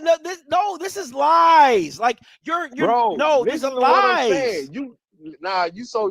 Listen. You trying to talk? Just listen to what I'm saying, bro. Go ahead, Wade. I'm not trying to argue with you. I'm just trying to get my point across. Get your point across. Okay. All I'm saying is, you got a Nathan Rimber. You got a proven Jonas Fertillion who was proven under Jacoby. So now then you bring in a Savage, who is a Savage. So now he has this. You had Isaiah Spencer, sluggo route. Dupree is back. So what I'm saying is, I'm not even talking to you. I'm really talking to the Jackson State fans who ready to throw him away out of 50%. Let the man get his thing in. And show it. Just don't panic over one game at 50%. That's all I'm saying, bro. That's all I'm saying. So now he has, from the beginning, he's the starting quarterback. Ain't nobody pushing him for the job. He ain't got to worry about being yanked in and out, which plays on the psyche. So just give him an opportunity, bro. And I ain't even talking to you, but you want to argue. So we gotta give a guy an opportunity who's gone a full year in the system, who came back a reigning champion, and we still got to pump the brakes? This don't make no sense. What are we talking about right now? Pumping the brakes. You pumping the brakes on, okay. Outside of Andrew Body, who had as a quarterback? Because, okay, let's talk about the Hampton game. He didn't light it up with 300 yards. He didn't throw no interceptions. He made some good plays with his legs, trying to get a feel for the, you know what I'm saying, a new system, the same system, but with new weapons. The man didn't do bad. So all I'm saying, I'm talking to the people who are saying, man, Jacoby Morgan got to do, man, the bro, every time he has proven himself. He played bad. This year, every year he has gotten better. He played bad. What are you talking about? He played bad. let me give How you. many interceptions did he throw? It's not about interceptions with always Hold on. quarterbacks. Okay, so He went 15 of 30, which is 50%. That's ass. Then he went for 143 with no touchdowns. So let's break this down. If you didn't have Ahmad Miller, what points would you have scored? I'm asking. Bro, but he did have Ahmad Miller. That's the point. That's the whole he point. Don't have to. No, hold on, bro. Hold on. He don't have to throw for 300 yards. He has Ahmad Miller. He has Davenport. He has Blunt, who nobody has seen yet. He has a stable of running back. So he doesn't have to throw for 300, 400 yards. What I'm saying is he's getting the job done. He's not in a pass happy offense. Said I can see it. You said, bro. let me tell you what you said. You said he didn't play bad. That's a lie. He did. If I tell you to throw the ball 30 times and you only completed 15, you played bad. It's only, what do you want? What you want to add to that? And you threw for 143 yards? That you play bad. Bro, the bad is 140 some yards and two INTs. That's bad. He did what had to be done. Like you said, TC's offense is not a pass first offense. So in a run first offense, he did what he had to do. He did what he was supposed to do. I'm not saying the man gonna throw for 4,200 yards. I'm saying 2,500 yards is feasible for coming off of 2,200 yards. I don't care how you break it down, 100 yards here, 100 yards there. 2,200 yards with new weapons, 2,500 yards is a walk in the park. Still relying on the run game. We're going to run the ball. We're not looking for the man to throw for 300, 400 yards. He's doing what he – so if he's on pace to do what he did last year, give him an opportunity to do a little bit more with more weapons than he's had with a season that he's coming in as a starter. That's all I'm saying. I'm not saying that he played bad according to what? According to what? His history? No. He's right on par. He's right on par. No, he's not. So, listen. Let's not talk hypotheticals and let's talk facts, right? Let's talk facts. He threw 30 times. Guess how many times he threw 30 times last season? Just guess. Guess how many times he threw 30 times last season? Why did he guess how many times he threw 30 last season? I don't fucking know. 0. He never threw for over 30 passes last year. Not once. You know why he threw 30? Because you got all these new weapons, so people want to see them get used. But again, when you're a game manager and that's not your team, you're trying to force something on somebody. And as well as people and the fans, they want to come see the show because they want to see these new toys get used. But when you got a game manager and a team that's a run first, it's a kind of it's a square in a round hole. It don't fit. So something has to give. Either TC has to give him more opportunities to throw the ball down the field, which then takes the ball out of Ahmad Miller's hand, or hey, we got to find a good balance of Morgan only throwing 15 to 20 times or 22 times a game, which he did last season. And let's find a good balance. But again, now you're going to make receivers upset because Nathan's like, yo, I came here. Now, maybe Nathan just wants to win a championship, and that's fine. Maybe Shamar. Exactly. I said, exactly. So what? Listen, what you saying has nothing to do with what I'm saying.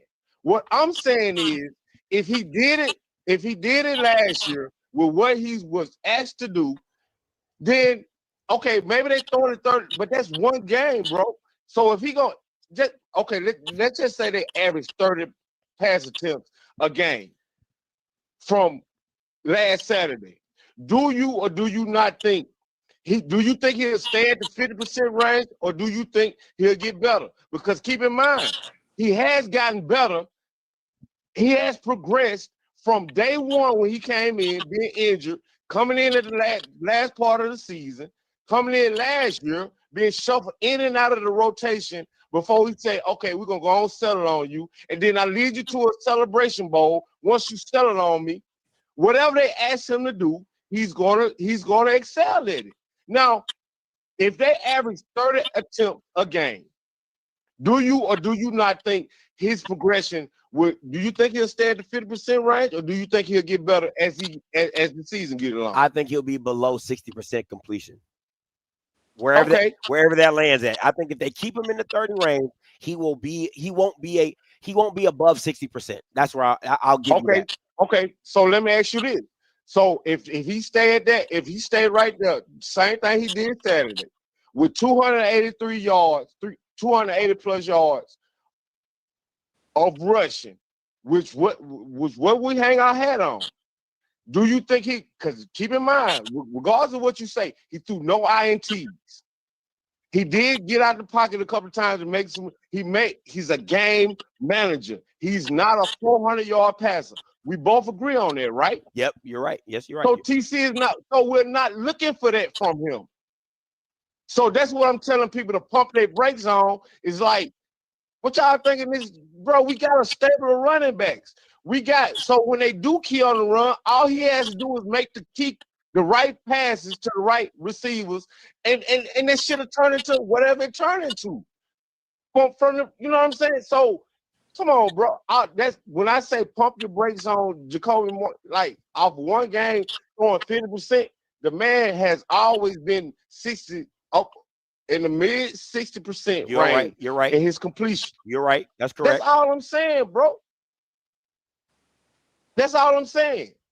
I'm not, man, ain't nobody looking for Jacoby to throw average. He's not Steve McNair, bro. And we know that. But all I'm saying is you can't stack the box because he's going to make the throws that he needs to make as the season progresses. Once he gets settled in, when he get the timer down with his receivers, that's what it's going to be. Everybody trying to, we need him to throw for 300 yards. No, the fuck we don't. We got a running game. We got a defense, bro. We got a special teams. So he don't have to do all the I mean, come on, man. What we want? The second coming of Steve McNair in Jackson State? I never said that. I never said that. That's why I told you in the beginning of the conversation, I'm not talking to you. I know where you stand. I'm talking to the Jackson State fans that want to they do that shit every time. Every time. Calm down. I'll say this, Wayne. Let the shit develop. I'll say this. I think you got to it's fair for them to feel like they want more from their quarterback because they brought in more to help him. Do you think that's fair? I think that's fair. But if we talking football, I don't care what the fans expect. We're talking football. We're talking football. You know why you brought the weapons in? To open them up more. Okay, from 22 to 25, maybe 27, maybe even eclipse of 3,000. But if not, we still hanging our hat on what we hang out. Good defense, a solid run game, a great run game, and just be able to distribute the ball to these weapons where you can't double a Fortillion coming back off of, we seen Fortillion what he did. We're going to double him. Now you can't do that. So, yeah, I should be able to hit Nate coming across that middle. I should be able to hit Dupree coming across the middle. I should be able to go across over the top to Savage every now and then to open the offense up a little bit more so you can't key in on our run offense. That's all I'm saying. All right, Wayne. What are we talking about here? No, you good, bro. I get it. No, I want you to respond to that. Like, what are we talking about? We didn't bring them weapons in so we could throw for 4,000 yards. That's not why we brought them in. It's to open it up a little bit, bro. You can't focus in on our run and Fortillion. You got to worry. You can't single nobody over here. Okay. Nate knew he was coming into. He knew he came from Valley with the whole offense keyed around him. Now I can't come over here. He want to win a championship. He don't care about his numbers. After this year, he might go and get a bag or whatever where he can get it on his numbers. But at the end of the day, it's about improving the team. So coming back to Jacoby, pump your brakes on one game. He had a bad game. If you want to say a bad game, then okay.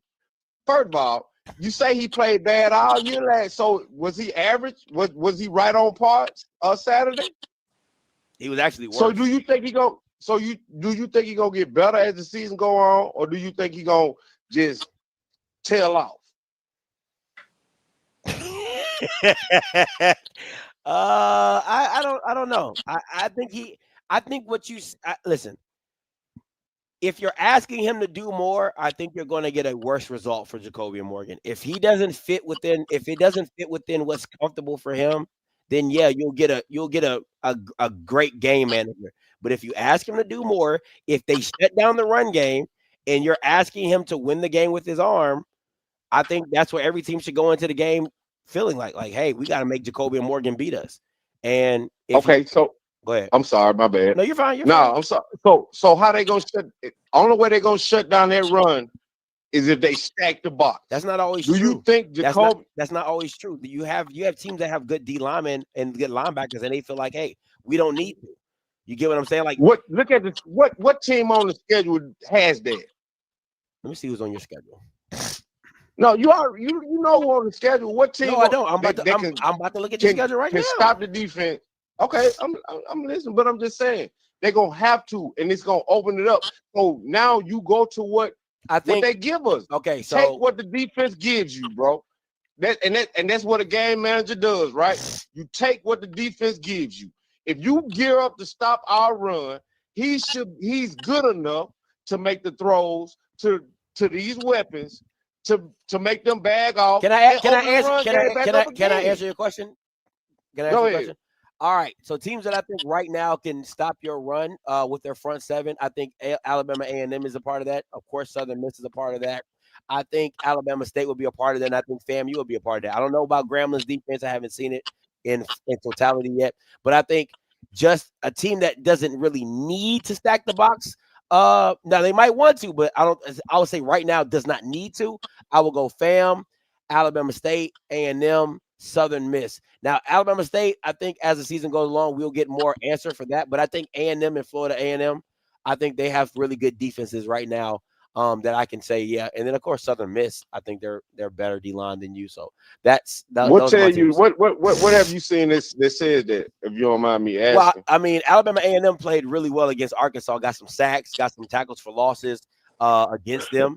So that's half the battle. And listen, you guys, you guys play Southern Miss. So we'll see how that goes for you guys. Because if you get blown out, then, I mean, I can take something away from that. Just like if you don't get blown out, we can take something away from that, right? Correct? Of course. Of course. Well, that's cool. Of course.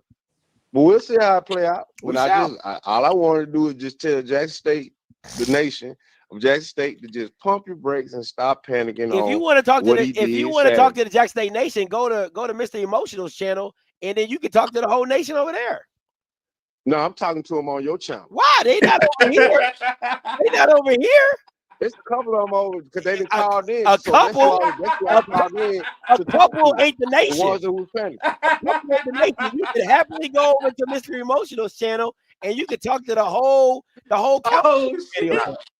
Now, a couple is part of the nation because they'll come over here and say, you know what I'm saying? They ride with you and all that stuff. So, and I ride with you too. Don't get it fucked up. I fuck with you. No, I know. You know what I'm saying? That shit ain't went nowhere. You know, you still my dog. Yeah, you're saying but here. You know, I gotta get some pushback on and say how I feel about something. No, that's but fair. At the end of the day, though, yeah, for sure, bro. You know how I go.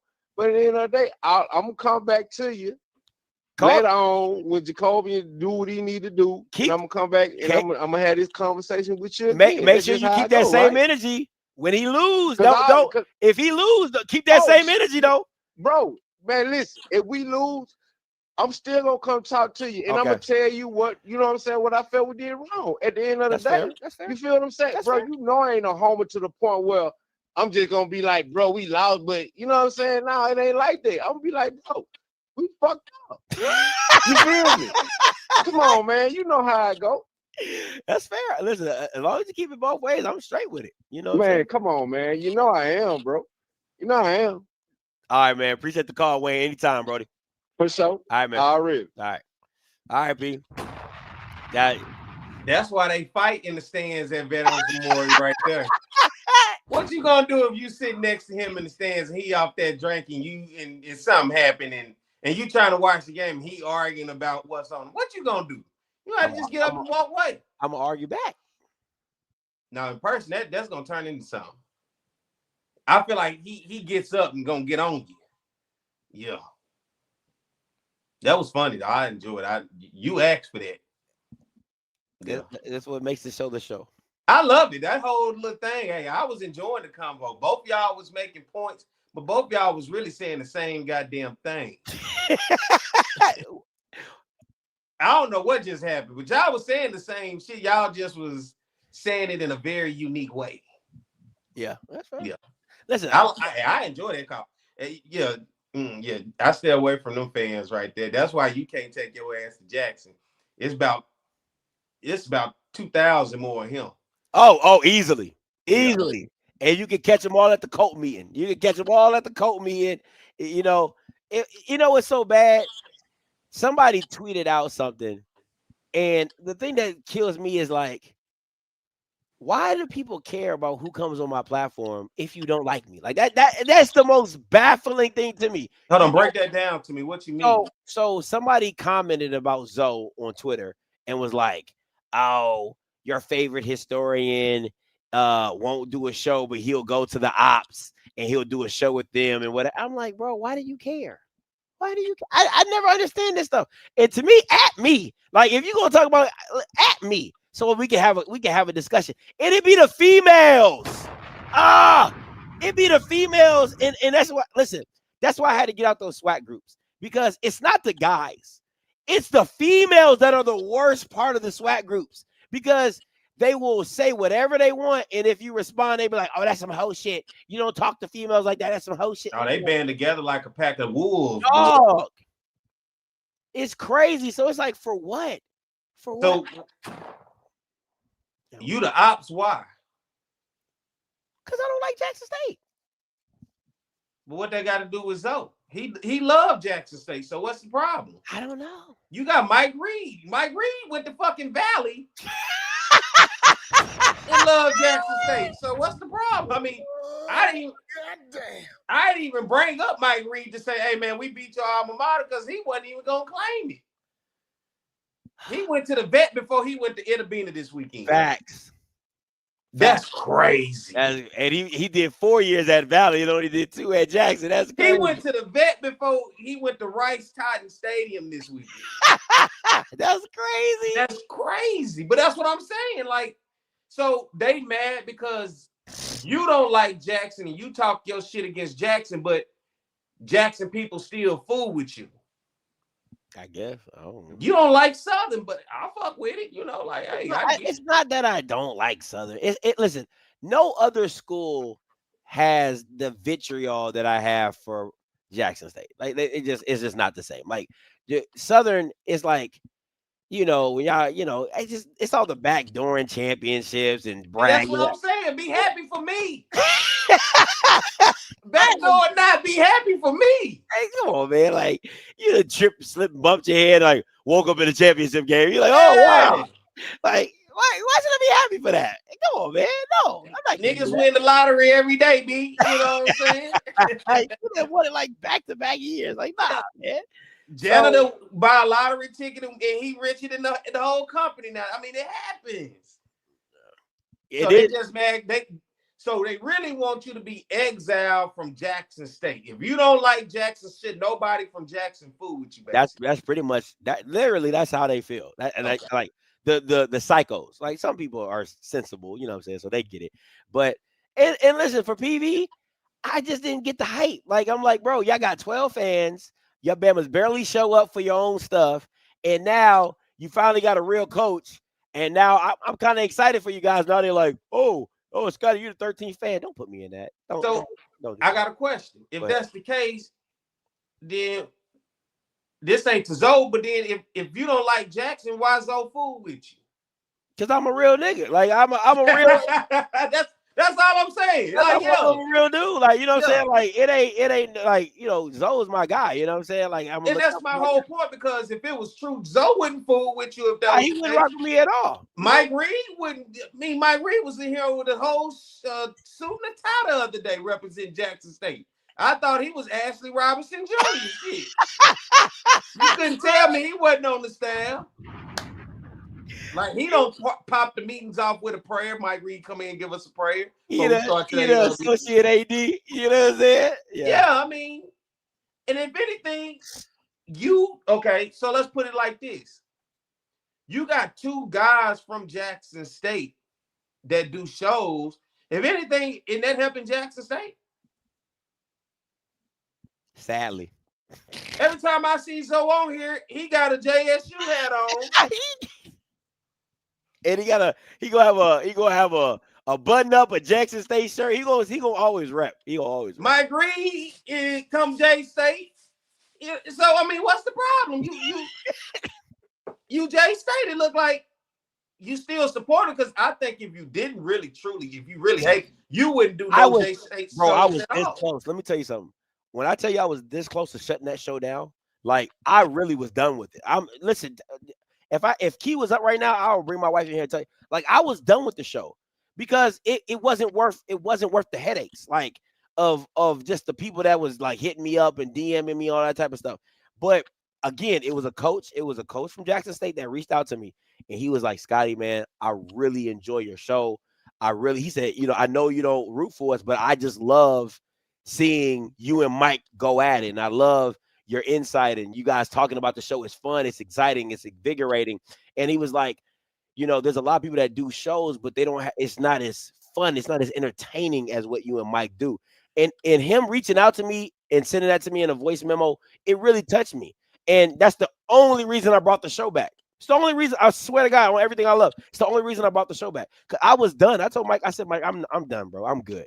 I'm good. Because the thing that I don't like about Jack State fans is that they think like you like need them. You like that's new shit too. I hate you came into the space, and that's what it was. Because I'm here before COVID. I know they don't want to talk about before COVID, but I promise you, you came into the space on that new shit, and that's new shit, and it's still new to them, and it's been great for them. I'm a Southern fan. You know, I don't like them, but I fuck with them. You know, but I don't really. If that makes sense. If anybody should hate him, it really should be me more. Yeah. Than, you know, but before COVID, it wasn't nothing. You probably could have dealt with them a lot. You could have dealt with them easily before COVID. Yeah. Now, what? I should have never gave you niggas money. Charlie Murphy. Oh my God, this is what it looked like when you give a nigga money. I don't know how to act. They can get beside themselves. See, and this is the thing, right? Again, let me say something very clear. Any beef that I have with anybody, 9 times out of 10, I didn't start it. And when I called them Pothole State, it's because I was getting crazy death threats. I was getting this, I was getting that. So I was like, and it is not like you don't got power. I'm not lying. Like, that's the thing about it. Like, I'm not lying. And I got a couple guys that went down to the Battle of the Bands that had never been to Jackson. They was like, man, Scotty. They called me. He was like, yo, man, this I see why you call them Pothole State. Like, I'm not lying. And people who've been around Jackson know I ain't lying. I've driven around Jackson my own personal. I've messed up my own axle driving around Jackson. You need a damn alignment. No, what are we talking about, right? It's not nothing new. I've experienced it my damn self. I've gone to Stamps. I've driven around the roads around Stamps. Them shits is ass. They got safety cones in the middle of the pothole, and half the cone, you only see like this much of the cone. Stop playing, man. Stop playing. But even if you call them Pothole State, you got the right to do it. This your shit. I'll call them far worse. So they really like you. You know, I find that myself. I swear, sometimes I go to Jackson, I be like, boy, I went to Jackson yesterday. I was in Jackson yesterday. I mean, I didn't feel threatened. I didn't go on. I stayed within the confines of Veterans Memorial Stadium's parking lot, heavily security forced, right? But still, I'm just saying, in the idea of things, I thought they really hated me at Jackson too. I went to the UAPB Jackson game last year, and I'm like, damn, people really fuck with me on the cool. Like, and I had on Southern stuff. Like, I just thought, I did it because I'm a rep Southern. I ain't scared either. I walk blocks. I told you it just really I just thought it was gonna be hostile, and it really was like, hey, you tell the truth. All right. I think the same thing with you. I don't think it's dangerous if you go to Jackson. I think you will actually be welcome. People will be, because people always, hey man, where your boy Scotty at? They ain't asking like, I want to whoop his ass. Hey, if he was here, he can come get some of this food over here. Listen, it's not, and this is the thing for me and my wife, right? It's not, we understand like 90% of the people don't have a problem. They might not like what I say or how I say it, but they like, it's all fun and games or whatever. But then you do have to worry about the 10%. You just have to. You know what I'm saying? Because it's no different than if you at a party, it only takes that one to pull a gun and start shooting. It only take one. Well, they always say it's just like we in any city. It's where you decide to go to. Every city dangerous. You know what I'm saying? So it's just, it only takes one. Now don't get me wrong. I think, listen, if there's a place in the SWAC that I go that it doesn't matter where I'm at, somebody notices me, it's Jackson. It's crazy. It don't matter if I'm in Flowood, Madison, like I feel like a mini celebrity in Jackson State. I'm not going in Jackson, Mississippi. I feel like a mini celebrity because bro, I swear to God, it doesn't matter where I stay. It doesn't matter where I go. It doesn't matter if I go to Cracker Barrel or Stamps or what. Somebody's going to see me and be like, "Oh, Scotty, hey, what's up?" And it's cool. I really enjoy it, right? But at the same time, you always got to keep your head on the swivel because you just don't know who wants smoke. You know what I'm saying? What's crazy?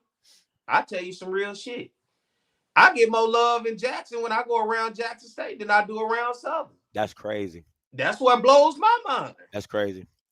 Real talk. Jackson, and the thing about it is, and I continuously say this to people, Dion gave them that shot in the arm that brought and revived that fan base, and they have been waiting to be revived for a long time. That's why you heard the passion in Wayne. Is that his name? That was just the last call? Yeah, Wayne. That's a passion that nigga got right there. You can't buy that in the store. That's in him. The thing about it is now with that injection in the arm, anything they see with Jackson State, and one thing I will say about their fans that I do like, they gonna support it. They gonna click on it whether I hate you or not. They gonna click on it just to hear if you saying some hating shit or not. I'm gonna listen. I rock with that. I ain't got no problem with that.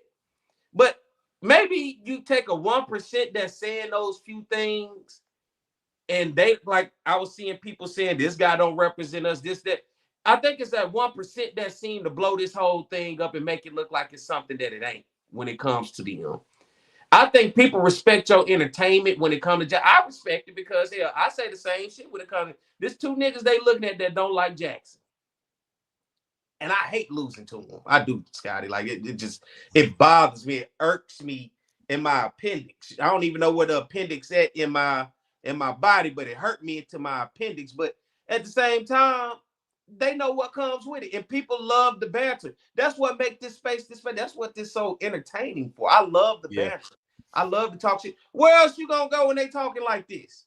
Nah, it's not too many shows doing it how we do it, and that's the thing. What the coach, when he reached out to me and we talked, he was just like, man, like I really look forward to you and Perry. I really look forward to you and Mike.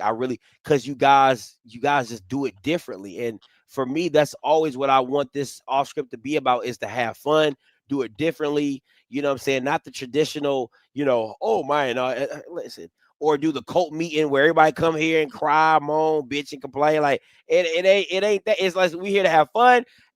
When FAMU go down or Andrew don't do well, I get clowned on. You get clowned on. People call. Did y'all not see me a week ago? That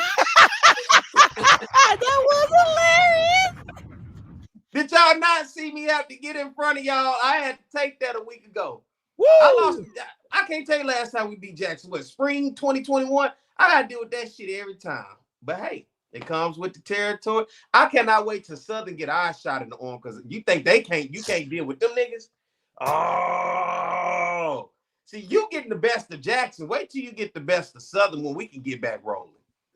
Oh, we gonna be unbearable. I'm just waiting on that day though. We going through our Jackson State phase. I'm just waiting on that day. Maybe that one faithful day, you know. Let me ask you this. Let's go back to something. I ain't studying all that. That was just entertainment purposes. What's up? Just to see what the chat gonna say. What the hell? I thought I sent you more picks than that. What we doing this week? Oh man, that was on me, bro. I didn't grab. Because I'm trying to get back into it. It's like we did some automatics, and I feel good about the automatics, but damn. Yeah, it was most of it was just like, let me see. Here you go. My bad. Like, see, oh, I'm sorry. Boom. Here you go. Right. Come on. What you want me to do with that? What you want me to do with that?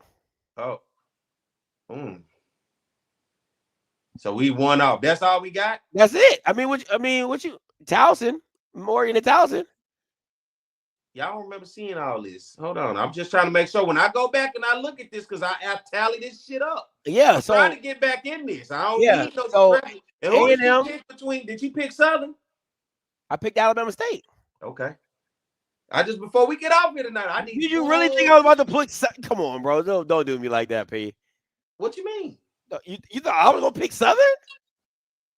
I forgot you don't like us. Like we like Jackson State, right? Yeah. You don't like us either. So, you know. So, yeah. I just want to make sure when I tally this shit up. So we pretty much equal except this Prairie View game on every and Towson and Morgan. You went with Towson, I went with Morgan. That might be my way to get back in this thing. and then PV and the UTRGV, you went with them. Okay, I just want to make sure it's on the record before we get up out of here. Yeah. I got you. No, I got you now. So that's why I wanted to make it like every Power 14 play. Like, come on, I ain't want to put all those logos. I'm like, this not even no point. Oh, so we ain't gonna worry about the automatics. Yeah, I mean it counts. Of course it counts because we was gonna pick them anyway, so it don't even matter. All right, I just want to make sure. Yeah. He said, am I missing something? USM is in Power 4. That's why Southern misses at the bottom. You don't see the eagle? Who said that? Am I missing something? USM is in Power 4. Again, do y'all Bamas not see the eagle at the bottom? Are they not the Eagles? Or whatever they call? Yeah, they the Golden Eagles. The Golden Eagles. Come on, man. Get your eyes checked, Brody. Like, what you talking about? That's why I put them there. Yeah. Slowness. Well, I love the show tonight, man. That Wayne threw us off a little bit, but I understand it's Labor Day. Barbecue and drinking and spades and dominoes been going on all day. We just caught him on the back end of the day. Absolutely, man. I'm excited. I'll see you here next week, P. Let people know where they can find you at, P. All right. Hope you guys have enjoyed the show. Remember, it's always entertainment. Don't y'all take this shit personally. Stay away from me if you want to be personal. It's all entertainment. And Mississippi Valley, get your shit together, okay? I ain't forgot about you. On top of, Scotty, I forgot some part of that story. I went in the bathroom. They had a nigga selling cigarettes in the bathroom for $1. And they was smoking out the bath. I swear, I promise you I ain't lying. Boy, I ain't lying. They was smoking out the bathroom with cigarettes. On the other side, on the visitor side. Well, that's their home side now. Yeah. I ain't lying, but it was, hey, they like the Wild Wild West in the Beanie. You can do whatever you want. I had forgot to add that to my story, but they was in the bathroom selling $1 cigarettes. So my bad if I just blew your cover, whoever that was. But they was dollar squares, as he said. He said, I got squares for $1. That's crazy. And they was smoking. They was cheaping them. And when you walked in the bathroom, it smelled like a pool hall. I swear. I am not lying. I swear to God. But I just wanted to put that out there before I got out of here. That was a part of the story I forgot. So I said that sounded like some sinners. Some mess over sinners. That's what they was doing. All they was missing was a pool table in them. That's all. But Valley, get y'all shit together. For everybody out there, man, thank y'all for tuning in, man. I'm Perry White. You can find me on the Jaguar Journal every Saturday morning, 7 a.m. to 9 a.m. on 107.3 FM in Baton Rouge. I cleaned up my vocabulary. My diction is a very much so. Very much so. For 2 hours, boy, I got to be I get it right. Yeah, that's right. I don't want the people calling the board on me, but and you can also follow the Jaguar Journal across all social media as well as on YouTube. Hit the subscribe button. We're on Apple Podcasts, Spotify. We on TikTok, X, Instagram, Facebook, and then you can keep up with On the Yard Network. That's my own thing too as well, across all social media and on YouTube, man. So I appreciate you guys, Scotty, man. I appreciate you as always, man. And I'm looking forward to meeting the bodies this weekend coming down to Baton Rouge. I'm looking forward to that and seeing what the Hornets are all about in person, man. Can I ask you a question? If Southern wins, do you get are you able to like brag about that? I mean, because you didn't really pick them, so I'm just fucking right. I'm gonna brag about. I win either way. Either I'm gonna win in the win column against you, or I'm gonna win just for pride, and I really need my pride restored. That's crazy. And I'm telling you right now, if Southern win, they in my top 5 next week. I'm putting it out there. Y'all just be ready. Oh, you be quick to put Southern in the top 5. If Southern win, they in my top 5 next week. So don't let it come as a surprise. I'm putting them in my top 5 next week. So you be so fast to put Bama's in your top. You be like Southern gonna be in my top 5 next week if they win this Saturday. And man, I don't know if anybody listened to the show, man. The Jaguar Journal on Saturday, man. Them Southern fans was calling in left and right on me, man, about Coach Graves and the team, man. It was I had to open it up because I played Dr. White. I want to be the psychologist. Tell me your problems. Yeah. I don't want you keeping that on your heart moving through the season. Get it up off you right now. But man, it really was bothering me listening to the fans, man. It's the fans. It's a tough place right now in Baton Rouge, bro, for Southern. So we need this win this weekend. It's the home game. It's the Pete Richardson Classic. It's the Pete Richardson Classic. Come on, man. That don't mean much. You know, that don't mean much. Well, that's what we got. Terrence Gray is supposed to be the 90s again, ain't it? Yeah. Yeah, see, you don't like us. I'm asking the wrong person. I talk to myself. Yeah, you definitely asking the wrong person. I can't do nothing for you. Yeah, I'm just hoping, man, we can get it done, man. For real, bro. Like, I really want to win. That's crazy to me that you could win the game and come back and brag about winning the game, knowing you picked against the team that won the game. That's crazy. I figured out the system. It's a cheat code this week, ain't it? For the first time ever, I done figured out the cheat code where I'll at least walk away feeling some type of way. Like, so I'm cool with that. I really want to win the game, though. I can't deny what I saw against UAB, though. Mm-hmm. And I can't deny what I saw against Mississippi Valley and North Carolina Central. Mm-hmm. I got eyes. UAB, that game had me excited. I wasn't excited in Valley, nor was I excited in Atlanta. A win is a win, though. I'll take it. But I ain't got my ass whooped once. I ain't trying to come back on here with my ass whooped again. So I got to go against it. And then if I win, I still win. If I lose, there you go.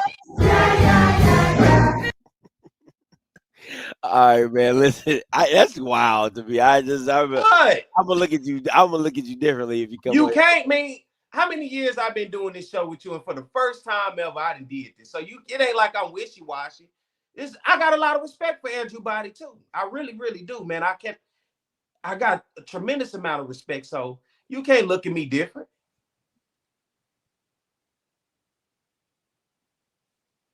Fuck y'all want me to do? I'm in the tough spot. Have y'all not tired of me getting beat up around here? Ooh, okay. I rode with Norfolk. With my man Odoms, and I rode with Dooley and Southern. Why y'all think I'm all of a sudden? I can't please you niggas. That's it. That's all I got for the night, guys. Damn if you do, damn if you don't. So I chose, okay? So it's over with. I did what I could, and that's what I'm gonna do. So no honor. Ain't no honor amongst thieves, is it? It's in that. Folks been stealing victories from me for years. And I had to come on here and what y'all wanted me to pick North Carolina Central over Southern? Did I? No, he didn't. And I was struggling going into Valley. I picked Southern. It was a struggle for the win, too. So that's fair. That's fair. How many times we played Jackson State last year and I picked Southern? That's fair. Bam. So y'all leave me alone, man. Leave me alone. Let me be tonight. This is my 1 week. This is my one. This is your one. Okay. Andrew Body. I won't do this no more. Okay. Because it's Andrew Body. I like Andrew Body. I like the family. I like all of them, bro. bro. Okay, that's fair. Yeah. All right, that's Yeah, leave me alone. I just Scotty, let the people know where they can find you. Oh, well, you know where you can find me at, always right here, full screen attendance, okay? Being the fool that I am and the entertainer that I am as well. And tomorrow, you can catch me on the Norfolk State podcast here on the channel. We'll be breaking down my choice of Towson and their choice of Norfolk. So, and then going into week 2, what that looks like for this Michael Vick air. And then you have the Coach's Corner coming up this week as well. And then on Wednesday, you got the breakdown with me and Mike Reed, my guy, to talk about the Hampton game and the upcoming Southern Miss game as well. That ass whooping that's coming down the line. So listen, until next time. Hey, you see that last comment? What is it? What? I think that might be the dude that told me. I've been looking for you. Hey, I could do nothing but laugh at him, man. Shout out to you, Glenn. Man, shout out to you, man. Shout out to Glenn, man. Shout out to Glenn. All right, Scotty, I'm done. Hey, let me know if he's a good ref. Glenn, hurry up, put it in the comments. Let me know if he was a good ref. All right, listen, until next time. Ask him, was his team a good team? Ooh. Ain't no shade. I'm just saying. We'll see how he gets there. Yeah. Okay. Listen. Hey, until next time, you know what I'm going to do. I'm going to holler. God bless. He said, is he good to you? That's crazy.